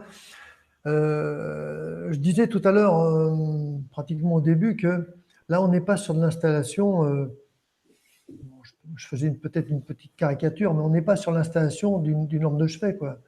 On est sur de la puissance qui va alimenter toute la maison, et encore, pas confondre un appartement avec une maison, 100 mètres, 200 mètres, 300 mètres carrés, triphasée, ouais, aussi, parce que ça marche aussi sur le triphasé, dans lequel il y a des demandes en puissance qui sont importantes, sur lequel le CPL est superposé. On rigole pas avec ça, quoi. Là, on est vraiment sur du travail qui doit être fait par des professionnels, et si on leur demande d'en poser plus et que ce soit fait, admettons, à la va-vite, ou trop rapidement, ou pour gagner une prime, parce que c'est ça aussi, c'est terrible, mais c'est comme ça. Pour en déployer 35 millions, on accélère le mouvement. Oui, mais là, il y a des risques, hein. Il y a des enfants dans les maisons, il y a des personnes âgées. On est là, on n'est pas là. Je trouve que ça demande des précautions bien au-delà de l'installation d'une box pour la téléphonie, par exemple, hein. On est carrément sur des mesures très très différentes, quoi. Donc les précautions sont complètement différentes. Votre box téléphonique ne marche pas, bon, elle ne marche pas, elle grille, bon, ben, elle grille, c'est tout. Là, on est sur de la puissance. Il faut réduire la puissance. Tu disais en début d'émission, c'est un boîtier intelligent qui va offrir des services. Mais en fait, c'est quel type de service il va pouvoir offrir? Et puis j'entends aussi des personnes qui disent, ouais, mais maintenant, EDF et Denis va pouvoir surveiller si j'allume mon frigo, quand j'allume ma télé, quand j'allume mon four. C'est vrai, ça va aussi loin dans l'analyse. Alors, il y a des choses à éclaircir là-dessus. Euh, communément, je dis bien communément ce qu'on entend sur notamment Internet, même des fois dans des conférences ou YouTube, etc. Ce qu'on entend communément, c'est le compteur Linky analyse ce qui se passe chez vous. Là, il faut quand même être précis. Le compteur Linky lui-même n'analyse pas, ce que je sais, mais j'ai quand même creusé, n'analyse pas ce qui se passe chez vous. Au sens où, quand il a été installé, comme si on m'en installait un là aujourd'hui, il ne va pas analyser ce que j'ai chez moi. Il va connaître les pics de consommation, la consommation, et c'est ça, d'accord, ok. Bon. Après, on peut discuter là-dessus par rapport à la récupération des datas et du big data, mais moi, ce n'est pas le sujet aujourd'hui, et puis ce n'est pas mon créneau, je ne sais pas faire. Mais il ne va pas analyser à partir d'une demande d'un radiateur et dire ça ressemble à ceci, à cela, donc c'est un radiateur, donc c'est. Non. Non. Technologiquement, pour ceux qui ont travaillé sur les signaux, pour analyser ça, il faut des appareils très pointus. Analyseur de spectre, connaître la forme des signaux, c'est très complexe. Non, ce n'est pas la vocation du Linky, il ne sait pas faire. Parce qu'à ce moment-là, il fallait lui rajouter. Si on avait intégré ça, il aurait fallu lui rajouter un filtre tout de suite, quoi. Oui. Bon. Mais non, non. Par contre, comme il dispose de 7 contacts dedans, et que ces contacts, notamment ça, mais que ces 7 contacts permettent un pilotage du ballon d'eau chaude, de la cuisinière, de ceci, de cela, etc., ou des convecteurs, ou de certains convecteurs, comme il y a ça, et que ce sont des contacts qu'on appelle externes au compteur, c'est-à-dire que là, l'électricien peut se raccorder dessus et effectuer un branchement, on va dire un branchement domotique là-dessus. Le 8e contact n'est pas utilisable, c'est celui qui sert pour le réseau à couper le compteur. En fait, c'est un octet de 8, hein, enfin c'est 8, quoi. Bon, il y en a 7 pour le client et 1 pour le réseau. Donc, si vous laissez 7 contacts, à partir de là, comme eux sont pilotés, eux pourront et peuvent, avec des options, pourront être programmables, à partir de là, effectivement. C'est pour ça que je dis qu'il faut bien faire la différence entre est-ce que le compteur Linky analyse ce qui se passe sur le réseau EDF et arrive à en déduire ce qui est consommé. Ma réponse, c'est non. Ce n'est pas ça qu'il est capable de faire. Je vous dis, il faudrait un analyseur de spectre, et puis ce n'est pas donné, hein. Par contre, qu'il ait la main sur le pilotage et la vue sur le pilotage de ces 7 contacts qui pilotent le ballon d'eau chaude, ah là oui, complètement. Donc si le pilotage du ballon d'eau chaude est déclenché à telle heure ou est décalé en fonction des besoins de conso ou de régulation de la consommation, bah oui, effectivement, là il y a une vue là-dessus. Donc ces 7 contacts qui vont permettre effectivement de répartir la consommation d'une façon dite intelligente, programmable, intelligente, etc., en fonction de paramètres réseau ou de ses propres paramètres. Ça, oui, tout à fait, mais pas autrement. D'accord. Ça évite les confusions aussi quand même, hein, parce que dans cette réponse-là, il y a un oui et il y a un non. Le oui, c'est par rapport à ce pilotage-là, oui, c'est effectif. Le non, c'est par rapport à l'observation et la scrutation sur le réseau de la forme des signaux pour en déduire ce qui serait consommé. Ouais. Sachant que comme on partage les parasites des voisins et on leur fait partager les nôtres, on aura aussi les parasites des voisins, on analyserait ça en même temps. Pas facile quand même, hein, pas facile. Ouais. Non, non, c'est clair. Mais tu as parfaitement répondu, moi c'est très clair. Mis à part effectivement si les 7 contacts sont câblés, on peut savoir des choses, mais bon, Voilà. pas trop. Tu sais, Alors, big data, et on prend toujours des informations qui sont pertinentes. Savoir que quelqu'un allume 2 fois son four juste pour lui vendre des recettes de cuisine ou bon, ça va pas chercher bien loin. Alors maintenant, il y avait un excellent dossier sur Linky dans le dernier Nexus fait par Maxence Laillé. Alors évidemment, lui, il parle de protéger la maison en mettant des filtres aux prises électriques. Mais alors là, non seulement, bah, moi, ce qui me choque, c'est le prix de ces filtres. C'est 55 € l'unité, 60 € pour l'autre. Et toi, tu viens de nous dire que même quelque chose qui est éteint émet. Et ce qui paraît assez logique vu la conception du Linky. Je ne sais pas combien dans une maison on peut avoir de prises et d'objets connectés. Je ne me suis jamais amusé à compter. Et si je le faisais chez moi, je pense ça va chercher lourd. Et puis en plus, je pense que si on met ces filtres, ça va créer certainement d'autres interférences. Est-ce qu'il n'y a pas une solution qui est moins chère et un peu plus radicale? Ouais. Alors, il y en a un sur le net qui donne une solution radicale. Je ne me moque pas, hein. C'est de couper le compteur la nuit. Bon, chacun sa méthode. Bon, Oula. maintenant, oui, couper le compteur, solution qui est. Fallait y Ouais, penser. ça veut dire qu'il n'y a pas de frigo, il a pas de congélateur, Je ne me moque pas, mais bon, quand même, là, il n'y a pas de chauffage. bon, voilà, bon, fallait y penser, quoi.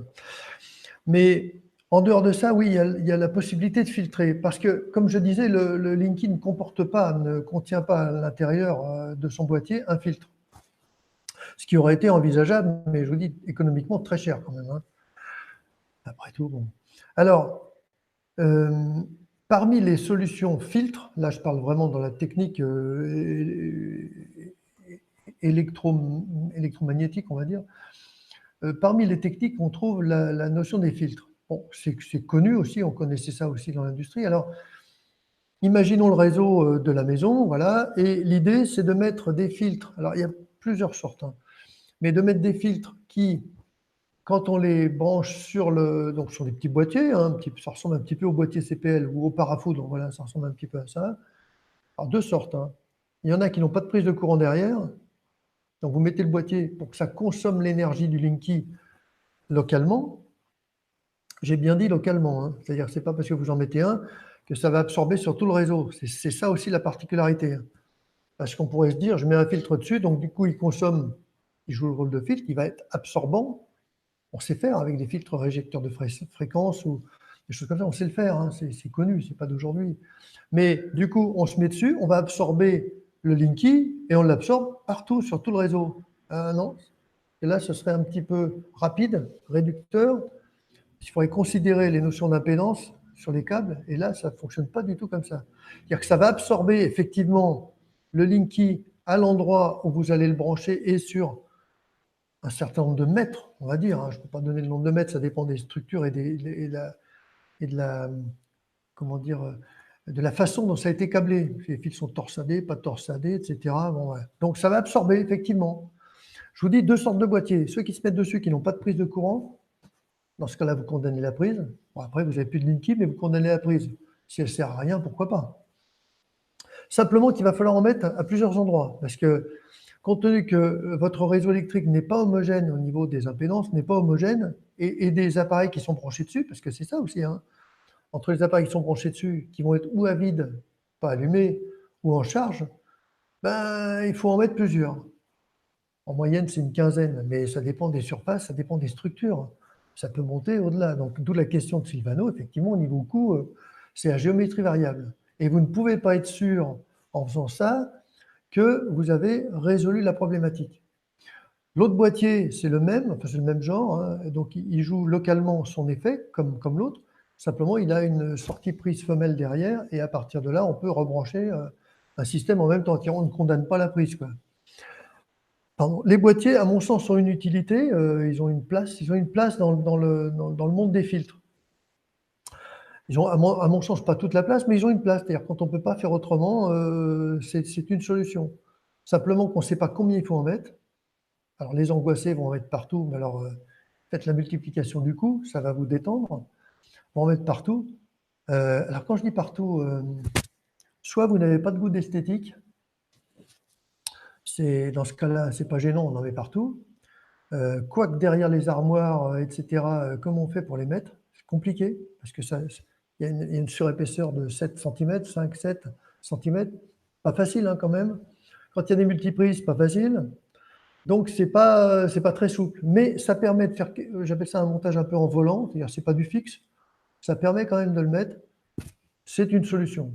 Certains vendeurs certaines boîtes qui vendent ces filtres-là disent oui, mais il faut mesurer, ce qui n'est pas bête, hein, ce qui est tout à fait intelligent. Il faut mesurer et on mesure ce qu'on appelle la dirty électricité, l'électricité sale. On la mesure, on met un appareil, on branche le courant, on mesure le taux et on met à côté un filtre. Effectivement, ça baisse. Très bien, magnifique. Seule chose à préciser quand même, c'est que c'est pas parce qu'on a mesuré là et qu'on a réduit localement ici que c'est la même chose partout dans l'habitat. Donc du coup, il faut se déplacer avec l'appareil, mesurer sur différentes prises, rajouter un filtre s'il le faut. Donc bon, ça demande quand même une certaine réflexion. Et en plus, l'appareil qui mesure, alors là quand même, il y a des précisions à apporter quand même. Ça me semble important. Il mesure quoi l'appareil? Il mesure une bande de fréquence étendue. On en connaît un qui mesure jusqu'à 10 MHz. Donc, il mesure effectivement, et c'est sa force, c'est sa puissance, c'est son créneau, il mesure l'électricité sale, mais pas que le Linky. C'est-à-dire, il mesure l'électricité sale, dont le Linky. Donc, on ne peut pas dire après avoir mesuré que j'ai réduit le Linky. Bien sûr qu'il va être réduit localement, mais pas que. Donc, avoir un appareil qui a une bande très large et qui est au-delà de la bande Sénélec A, la bande Sénélec même, et dire que cet appareil-là mesure le Linky, non. Il mesure l'électricité sale sur une bande large, au-delà du 50 Hz. Mais il ne mesure pas que le Linky. Et en plus, les mesures qui sont données, en tout cas avec l'appareil que je connais, et qui, bon, il a une valeur en lui-même, mais en plus, cet appareil, si vous voulez, il ne donne pas des mesures en volts ou en millivolts. Il y en a un qui donne des mesures propriétaires. C'est-à-dire que le propriétaire qui vend celui qui a fabriqué les fils, donne des valeurs, peut-être pour simplifier la vie des utilisateurs, mais n'empêche qu'elles sont des valeurs propriétaires. Il dit au-dessus de telle valeur, il faut rajouter un filtre. Bon, on rajoute un filtre, c'est descendu, ok. Mais ce sont des valeurs qu'on appelle des valeurs propriétaires. Donc c'est compliqué à transposer. L'idéal, ce serait d'avoir un appareil qui mesure vraiment le Linky, vraiment spécifique là-dessus, appareil abordable, qui mesure le Linky, ou en tout cas qui permette d'en faire l'expertise, de mesurer avant et après. Voilà pour la catégorie des filtres qui se branchent, donc qui sont mobiles, on va dire. Hein.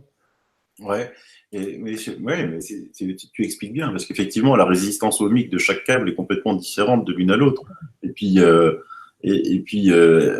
une multiprise. Des fois, on rajoute finalement une multiprise, on rajoute plusieurs appareils dessus, donc ça change, quoi. Hein. Comment mettre. Ça devient vraiment un casse-tête quasi permanent pour mettre ces filtres. Et puis, esthétiquement parlant, parce que ça paraît un détail, on dit le Linky c'est important, mais enfin, esthétiquement parlant, il y en a qui ont un habitat dans lequel ils ont aussi cette sensibilité-là. Il y en a qui sont sensibles au champ électromagnétique, c'est vrai. Il y en a aussi beaucoup, hommes et femmes, et beaucoup de femmes, et à leur rendre hommage là-dessus, qui ont une très grande sensibilité sur l'univers de l'habitat, la qualité de l'habitat sur la forme. Et de dénaturer cette forme, c'est aussi une agression. Donc, on quitte un cheval borgne pour un aveugle, après, il faut trouver l'équilibre. Bon, c'est une solution quand même. Sans compter qu'il y a aussi des personnes, là où je parle pour les maisons individuelles, qui ont des éléments électriques à l'extérieur. Et là, je ne sais pas si ces compteurs supportent l'extérieur. Ben, le compteur, lui, il est fait pas les compteurs, les filtres, pardon. Mais les filtres, non, ils sont faits que pour l'intérieur. Donc, il faut en mettre dans un garage, il faut en mettre dans un, etc. Bon, il faut vérifier l'humidité, parce que dans les garages ou certains sous-sols, etc. Enfin, vous voyez, c'est assez. Il y a des contraintes, voilà. Ouais, alors, après. Et je pense que toi, on avait vu ensemble, tu as trouvé quelque chose de bien plus performant. Ben, l'autre idée, c'est. Je vous dis, dans l'industrie, c'est connu aussi. L'autre idée, c'est de dire, bah, on filtre à la source. Hein. Oui. La source, c'est quoi? Vu, alors je dis bien, vu du client ou vu du résident, bah, c'est son compteur. On ne peut pas accéder au compteur, c'est verrouillé. D'accord? Ensuite, il y a comment dire, le disjoncteur général, touche pas. Ensuite, il y a le tableau de distribution. Bah, entre le disjoncteur général et le tableau de distribution, c'est d'intercaler un filtre entre les deux qui, lui, a une fonction générale, point barre. Lui, son boulot, c'est de couper cette bande de fréquence. Enfin, quand je dis couper, il faut être plus précis que ça. Tous les systèmes qui réduisent des champs, on va dire électriques et magnétiques, on va le dire comme ça, hein, bon, vont réduire dans un... Ils vont réduire, ils vont pas supprimer à 100%. Je dis ça parce que les puristes vont dire, mais ça supprime à 100%. Non, ça n'existe pas ça. Ou alors, il ne faut plus de compteur. Mais ils vont les réduire dans une proportion de X. Ça se calcule en décibels parce que c'est une échelle logarithmique. C'est mieux que les pourcentages qui ne sont pas significatifs. Bon. Alors, le décibel, c'est compliqué pour ceux qui ne savent pas à traduire en affaiblissement, mais résumons. Si on dit 40 décibels, 40 dB, ça réduit dans un facteur de 100. Il faut diviser par 20 et il reste 2 et ça fait 10 puissance 2, ça fait 100, voilà, pour ceux qui ont besoin. Donc, vous réduisez d'un facteur de 100. Donc, si vous aviez 1 volt sur le câblage, depuis votre compteur Linky à distribuer et qui serait distribué sur le réseau électrique, bon, ben, 1 volt divisé par 100, ça fait 10 millivolts, 0,01, 10 millivolts. Alors, les puristes vont dire, mais il reste toujours quelque chose. Il restera toujours quelque chose au sens absolu. Moi, il y a ceux que j'appelle les absolutistes. Ils veulent absolument qu'il n'y ait plus rien. Ben, plus rien, il y a des solutions, hein. Simplement qu'il faut que ce soit radical, hein. Complètement radical, il faut s'isoler de tout. Bon. Mais 40 dB, déjà, vous avez plissé à 200, c'est très bon, très très bon. Ensuite, il y a des filtres à 70 dB. En 70 dB, hein, vous divisez 70 par 20, ça fait 3,5, 10 puissance 3,5, ça fait 3000, j'ai noté, vous divisez par 3000, un peu plus de 3000, hein, la valeur. Donc, vous divisez 1 volt par 3000, ce sont des millivolts, des 0 et quelques millivolts. C'est microscopique, là, après. Et ça ressemble à quoi? T'en avais un là? Oui, j'en ai amené un, voilà. Hop, exemple. Je ne sais pas si ça se voit bien. Ah, ça se voit très bien. Voilà. Donc, un filtre de ce type-là, là, c'est fabriqué par Spica. Voilà. Le filtre Strike 25 ampères 40 dB. 40 dB, donc ça se met, voilà. Vous rentrez phase neutre ici, donc qui vient après le disjoncteur principal, phase neutre. Et puis là, vous repartez vers la distribution. Bon, ben là, c'est réglé, hein. Il y a la même chose je me permets, plus lourd, hein, parce qu'il faut du bobinage, hein, dedans, hein. Et quand je vois certains bobinages qui sont qui sont très petits, en diamètre, je parle en diamètre, il faut que ça tienne la route sur au moins 20 ans, hein. Donc là, voilà, c'est un 40 ampères, 70 dB. Waouh! Plus lourd, hein. Ça, c'est une société quoi, ça? C'est une société que tu as trouvé où, ça? Là, ceux-là sont chez CEM Bioprotect. La boîte Spica travaille dans l'industrie, travaille pour l'industrie. C'est une boîte pour l'industrie, donc est habituée à faire des filtres pour nettoyer le courant, parce qu'en fait, c'est pareil, hein, quand on apprend ça en physique, que ce soit à l'école ou dans les cours, bon, le 50 Hz, je le fais dans votre sens, le 50 Hz, il est parfait, il est bien propre, d'accord. C'est vrai que dans la fabrication du courant, dans la conception, la fabrication du courant, il est propre au départ, ça, il n'y a pas de doute. Par contre, d'où viennent les parasites? Pas forcément du courant qui a été transporté, mais de ce que nous fabriquons nous-mêmes et de ce que nous mettons sur le réseau. Mhm. Quand on met des alimentations à découpage d'ordinateur, quand on met un variateur de courant, de lumière, quand on met des LED, tout est à découpage maintenant. Pratiquement tout est à découpage, ce qu'on appelle des alimentations à découpage, qui sont extrêmement économiques, d'une part à réaliser, et d'autre part, au niveau de la conception, on a des possibilités absolument énormes et des pertes de consommation très faibles, sauf que ça génère un paquet de parasites qui chargent le réseau dans lequel on est. Donc, quand on parlait que le Linky amène des parasites, oui, c'est vrai, on l'a évoqué, mais nous-mêmes, nous produisons aussi, hein, de l'électricité sale.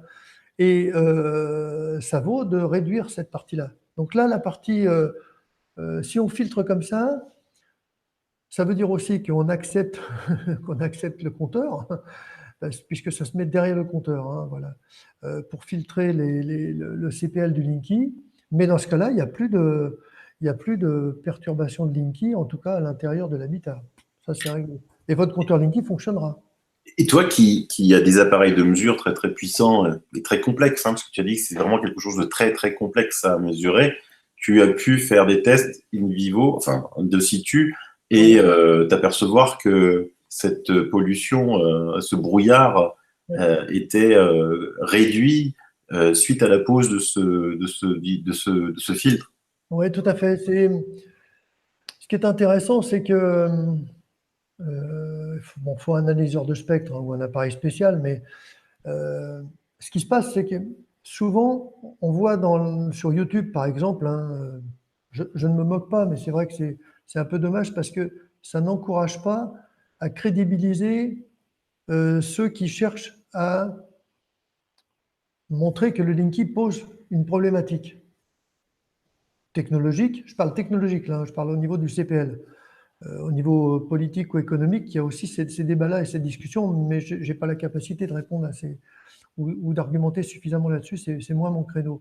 Mais par contre, technologiquement parlant, quand je vois, je ne suis pas le seul, j'ai des collègues qui travaillent aussi sur le sujet, quand on voit des appareils de mesure qui mesurent du 50 Hz, donc qui mesurent le réseau électrique avec une bande un peu plus large, et qui se présentent devant un compteur électrique en disant, voyez, le Linky, voyez ce qu'il émet alors qu'il mesure du 50 Hz, ce qu'il mesure du réseau électrique, et je dis non. C'est qu'est-ce qu'on mesure, et c'est classique dans la métrologie, qu'est-ce qu'on veut mesurer, c'est quoi les signaux, et quel appareil ou quels sont les appareils qui conviennent à cette mesure. Si on ne fait pas l'adéquation entre les deux et qu'on trouve des valeurs affichées sur l'afficheur numérique, on se dit ça y est, les chiffres sont importants, donc c'est grave.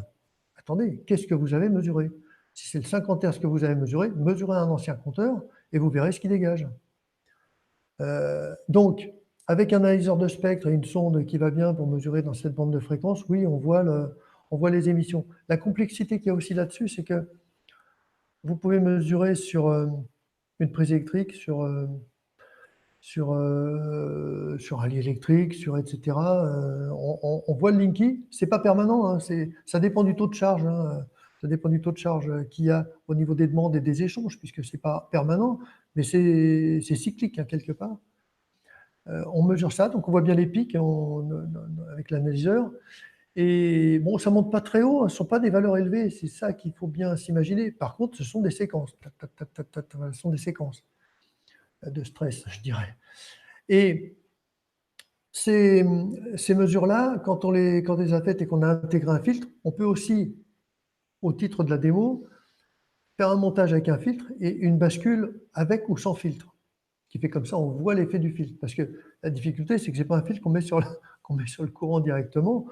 Pour en mesurer l'effet, il faut le brancher, il faut le câbler. Mais on a fait des modèles comme ça, de systèmes dans lesquels on bascule avec ou sans filtre, pour voir ce que ça donne. Et pensez aussi qu'il y en a qui ont des mesures de labo, c'est super, les mesures de labo, très bien, et il en faut.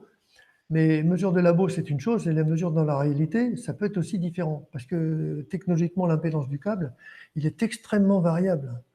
Entre le moment où il n'y a rien sur le réseau, vous êtes en bout de ligne, vous êtes dans la grappe positionné d'une certaine façon, et vous avez aussi pas de charge en ce moment ou beaucoup de charge dans 10 minutes, ça varie. Il faut que le filtre puisse suivre. Voilà. Il faut qu'il puisse suivre selon tous ces aléas. Donc là, moi je trouve que ces filtres-là tiennent bien la route. Très bonne conception. Les bobinages sont sérieux, voilà. Parce que là, il faut que ça tienne 20 ans hein, quand même. Hein. Faut penser que ça chauffe. Les bobinages chauffent. Pas beaucoup, chauffent un petit peu. Plus ils sont petits. Quand ils sont gros, ils ne chauffent pas. Et tu peux donner une idée de prix de ce matériel? Alors moi, je ne suis pas vendeur du tout. Enfin, voilà, c'est pas Oui, mon toi, tu es créneau. consultant, tu trouves les Voilà. produits les meilleurs. Voilà, hein. Ouais. Oh, de mémoire, c'est entre 200, alors selon les puissances, entre 200 et 400 euros quoi, en moyenne, hein, pour avoir un ordre d'idée. Ouais. Par contre, Donc déjà, c'est pour un un million. appartement, un bel appartement, pour une grosse maison, évidemment, ce sera 400 euros. Pour un appartement, ça sera 200 euros. Voilà. Donc 200 euros entre le compteur et le Linky, entre le tableau et le Linky, pardon. Ouais. Et là, ça couvre les problèmes. C'est fantastique, quoi. Là, tu n'as plus à te préoccuper de rien, quoi. Ben, c'est une solution, à mon sens, c'est une solution très intéressante pour moi, c'est pour deux catégories de personnes. Il y a effectivement ceux qui ont une véritable, j'appellerais ça une véritable électrosensibilité de déclarer. Il faut trouver une solution. On ne peut pas déménager, aller n'importe où. De toute façon, il y en aura des compteurs, que ce soit à l'hôtel ou il y en aura partout. Même au boulot, hein. Juste un détail. Donc, ça c'est un, comment dire, c'est C'est une solution qui, à mon sens, est vraiment la plus, je ne dis pas facile à installer, mais c'est celle qui couvre le périmètre le plus large. Voilà. On est vraiment, alors, donc deux populations, pardon, je voulais dire, celles qui sont les électrosensibles et ceux qui ne sont pas électrosensibles, qui ne veulent pas le devenir non plus, hein, parce que on dit moi je suis pas sensible, mais il n'y a peut-être pas que toi dans la famille. Faut peut-être pas se limiter à un point de vue, je dis pas égoïste, mais quoique en disant mais moi j'ai rien, donc personne n'a rien. Oui, mais enfin bon, il peut y avoir des gens dans la famille qui vont ou qui risqueraient de le devenir comme nos enfants ou conjoints, etc. Ou un ancien dans la famille. On peut effectivement réfléchir à savoir s'il faut penser aux autres. Voilà, en dehors de soi, un détail, mais quand même c'est important. Et se dire, bah, je mets un système de protection. Il y en a qui m'ont dit, oui, mais ça couvre pas tout. Il n'y a rien qui couvre tout hein, aujourd'hui. Mais ne pas installer quelque chose pour se protéger, sachant qu'il y a des solutions, c'est un peu comme l'airbag. On n'a pas besoin de l'airbag parce que quand on regarde bien, quand on roule 99,9% et plus que ça du temps, il n'y a pas l'airbag qui se déclenche, hein, donc il sert à Mmh. rien. Oui, mais, oui, mais quand même, Mmh. plus personne aujourd'hui ne s'opposerait au fait de mettre une ceinture de sécurité au-delà d'une amende. J'ai connu l'époque où il n'y en avait pas, et l'époque où on nous a demandé d'en mettre, on a dit que c'était aberrant, que ça ne servait à rien, que ça allait créer des accidents. Effectivement, il y en a, mais c'est minime par rapport à ce que ça sauve. C'est un ratio, là aussi. Voilà. Mmh. Donc, deux populations. Et ceux qui veulent aussi, je dirais toujours dans la population de ceux qui n'ont rien, et qui disent, moi, je veux que ce soit propre. Je veux que ce soit une électricité propre chez moi, je veux pas de ça. Je suis pas contre le Linky parce que, bon, de toute façon, ça va être installé. Et puis, j'aurai peut-être du service qui m'intéresse. Et puis, parce que j'ai de l'éolienne. Et puis, parce que j'ai des panneaux photovoltaïques. Et que dans l'injection du courant à l'intérieur, ben, avec le fournisseur d'électricité, il y a des options qui vont s'intégrer, qui ne peuvent pas s'intégrer aujourd'hui. Donc, voilà. Donc, mais par contre, je ne veux pas être embêté par le Linky. OK, bah vous avez quelque chose de propre à ce niveau-là. Oui, et en rajoutant aussi que bah, quelqu'un qui n'est pas électrosensible aujourd'hui, à force d'avoir Linky et ton tic-tic-tic là, que tu décris très bien, ça peut très bien le devenir dans 3-4 ans. Hein. Alors complètement, moi j'ai eu l'occasion de travailler avec l'ARTAC, donc Association des recherches thérapeutiques anticancéreuses, où déjà il y a quelques années, il y avait 1 an d'attente pour les électrosensibles, hein, avant qu'il y ait une consultation. Il n'y a pas que l'ARTAC, hein, mais je donne ça comme exemple parce que j'ai quand même côtoyé de près. J'en ai côtoyé et des collègues en côtoient, j'ai un de mes collègues sur l'Orient là, qui en côtoie aussi régulièrement, cycliquement. Quand ils sont, quand ils sont touchés, c'est assez terrible parce qu'ils ne savent pas du tout où se mettre. Hein. Les solutions sont très complexes. Je dis des fois dans les conférences, quand il y a un asthmatique qui a un problème ou un enfant qu'on a qui est asthmatique, on peut encore trouver une région où on n'a pas de problème d'humidité, etc., réagencer autrement et on va limiter fortement, voire réduire fortement. Là, on ne peut pas réduire. Hein. Comme la téléphonie portable, on se met où? Voilà. Mais il y a en travaillant avec eux, c'est assez dramatique hein, quand même. Et éliminons tout de suite des, des déviances qu'il y a dans tous les systèmes, autant chez des scientifiques qui disent de toute façon il n'y a rien et je n'étudierai pas, donc parce que par défaut je considère qu'il n'y a rien, donc on ne va pas se pencher sur la question, et puis d'autres qui disent systématiquement il y a un problème dans tout et on ne peut rien faire non plus. Donc ces deux bords qui sont trop extrêmes à mon sens sont assez difficilement conciliables. Mais scientifiquement, ça devrait être normalement le credo de la science. Et je n'ai pas dit qu'il n'y en a pas qui l'étaient. Mais le credo, c'est on pose une question, on pose une interrogation, on réfléchit dessus sans objecter, sans la virer d'office. Voilà. Sans un a priori, en disant je ne sais pas, on va voir. Voilà.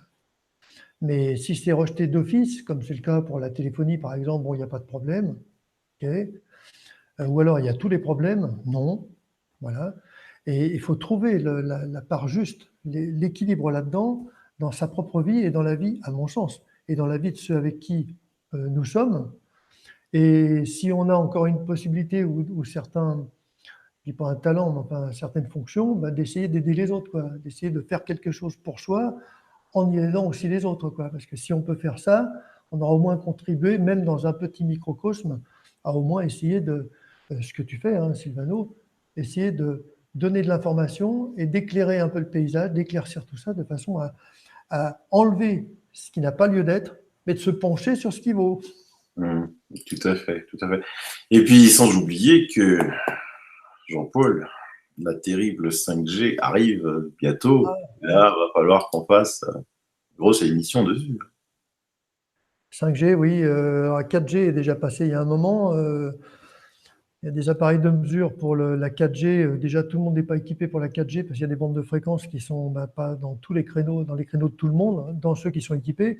5G, là, je demande à voir, hein, parce que encore sur des bandes de fréquences beaucoup plus millimétriques, là, enfin des longueurs d'onde millimétriques, donc ça va être compliqué. Alors là, pour se protéger de ça, ça va être encore une autre histoire. Il faut aller au bout de l'expérience. Quand je dis il faut, comprenez-moi, hein, parce que je suis pas développeur dans ce sens-là de toutes ces technos, au sens où c'est un monde parfait, c'est pas vrai, je le pense pas comme ça. Mais je me dis qu'on a ouvert, je l'ai déjà dit, on a ouvert la boîte de Pandore à ce niveau-là, comme on l'a ouvert dans d'autres domaines. On y va, on ouvre des bandes, il n'y a pas de problème, on y va. Et bon, ce sont des marchés très juteux quand même, hein, faut bien se rendre compte, hein. Les bandes de fréquences qui sont achetées rapportent beaucoup, hein. Mais on a ouvert cette boîte de Pandore. Seule chose, qu'on ouvre une nouvelle expérience dans l'humanité, ce ne sera pas la première. La question n'est pas là, à mon sens.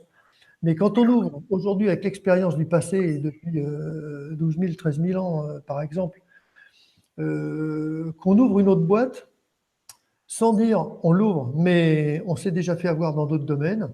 Le nucléaire, on a vu des choses étonnantes, hélas, même terribles. On l'a vu sur l'amiante, on l'a vu sur l'alcool, on l'a vu sur le tabac, on l'a vu sur le radon, on passe ça un petit peu à côté, enfin presque. Mettre ça de côté en disant tout va bien, on devrait intégrer automatiquement, quand on ouvre une boîte, un système d'autosurveillance, je dirais, du développement de ce système en disant, à mon sens, hein, mais philosophiquement parlant, dans ce sens-là, il n'y a jamais eu un système d'ouvert qui ne présentait pas d'effets secondaires. Voilà. Sachant ça quand même depuis quelques milliers d'années, on ouvre une nouvelle boîte, 5G par exemple, 4G, autre chose, ou Blinky, Gaspard, hein, on ouvre ça, par défaut il n'y a rien, pas sûr, par défaut il y a tout, pas sûr non plus, mais dire qu'il y a quelque chose, oui, là je dirais oui. Donc ça vaut quoi? Quoi faire? Comment réfléchir? Et pas dire systématiquement, bon, on va faire des études, on sait que ça va demander 10 ans, on ne peut pas dire plus. On repousse les études et on gagne du temps. Donc voilà, c'est un petit peu. Il faut aller vite. L'accélération du temps le montre, il faut aller vite, mais on peut aussi aller vite intelligemment, à mon sens, en réfléchissant et en intégrant ça. Si on parlait de la voiture électrique, ce n'est pas l'objet aujourd'hui, mais il y a plein de choses à dire. On ne montre qu'un indicateur. C'est clair. Je ne suis pas contre la voiture électrique, mais on ne montre qu'un indicateur. C'est clair. On dit que c'est la voiture propre, mais en fait, elle est nourrie au nucléaire. Et puis après, il y a des batteries, il y a des chargeurs, il y a le recyclage de tout ça. Des infrastructures, hein, entre les maisons et la voirie, comment ça va se passer? Parce que là il y en aura du. C'est fait aussi pour ça, le compteur Linky, hein. C'est pour réguler ses consommations, quoi. Et quand on ira chez son copain avec sa voiture électrique, on se rechargera chez lui. Qui paye? Bon, c'est le copain. Il faudra qu'il soit équipé en plus. Enfin, donc, ok, mais ça fait partie de notre mode de fonctionnement. Bon, il faut un petit peu s'exercer là-dessus. Ce qu'il y a, c'est que quand on a quand même beaucoup d'expérience, comme ça a été le cas par exemple pour le nucléaire, hein, où, rappelez-vous l'expérience du Bikini, où ils ont envoyé des jeunes femmes sur l'île de Bikini en maillot de bain, qu'on a appelé après le Bikini, qu'ils ont envoyé là-bas. Tout allait bien, tout le monde rigolait. Il y a des films là-dessus en noir et blanc. Et quelques années après, elles sont toutes parties, quoi. Et dans quel état? Donc aujourd'hui, il ne viendrait plus à l'idée de faire certaines choses. Donc là, quand je dis allons-y, ils y vont, mais il faut regarder ça, il faut l'observer et il faut introduire des solutions intelligentes. Voilà mon sens de réflexion. Mais tu as tout à fait raison. Eh ben, écoute, moi, Jean-Pierre, Jean-Paul, j'ai été vraiment ravi de faire cette émission avec toi. Il me reste une seule question, c'est ton filtre. Est-ce que tu peux donner, parce qu'il va y avoir des auditeurs qui vont vouloir s'intéresser à ça, un lien sur la société qui les commercialise en France? Oui, oui, oui, tout à fait. Il faut J'enverrai juste un ça. électricien pour installer ça. Voilà, un électricien, ou alors si c'est quelqu'un qui connaît les règles de l'art dans le domaine, moi je conseille fortement, c'est pas je conseille, je pousse à l'électricien parce que c'est lui qui connaît ce métier-là et qui répondra au câblage dans les règles de l'art. Bien Voilà. sûr. C'est pas compliqué, hein, c'est très simple. Et puis alors toi, je ne sais pas si tu as un site, un blog que tu tiens. Oui, j'ai un blog et puis je transmettrai tout ça de façon à ce que tu puisses. Voilà. Et comme ça, eh ben, tu tiens des conférences, hein, je tiens à le dire. On a Oui, fait une à Nantes, là. Et donc, comme ça, s'il y a des élus, des conseillers régionaux, des maires qui veulent t'inviter à faire des conférences, eh ben, très bien. Je ferai ce que je peux voilà. avec ce que je peux. Ouais, ouais, c'est super. Voilà. Ben, écoute, merci beaucoup, Jean-Paul. C'était fort intéressant. Ben, de toute façon, on refera de toute façon ce programme, cette émission sur la 5G parce que ça va arriver. Et ce serait bien aussi qu'on fasse une émission avec notre ami commun Jérémy Donnen sur aller encore plus loin dans la maison positive et comment justement contrer les choses mauvaises en les rendant positives. C'est ça. Contribuer à qualifier, à essayer de se qualifier soi et de qualifier autour. Voilà, comme ça, on peut quand même proposer des solutions plus, à mon sens, plus acceptables. Et autant on peut parler d'écologie pour trier du papier ou trier des affaires, c'est vrai, mais on a aussi du tri à faire dans plein de domaines. Voilà, donc il y a du boulot. Et il y a nos enfants qui suivront derrière. Et voilà. Alors, merci Jean-Paul. Merci Sylvano et À merci à vous. bientôt. Au revoir. Au revoir tout le monde. Bye bye. Bisous.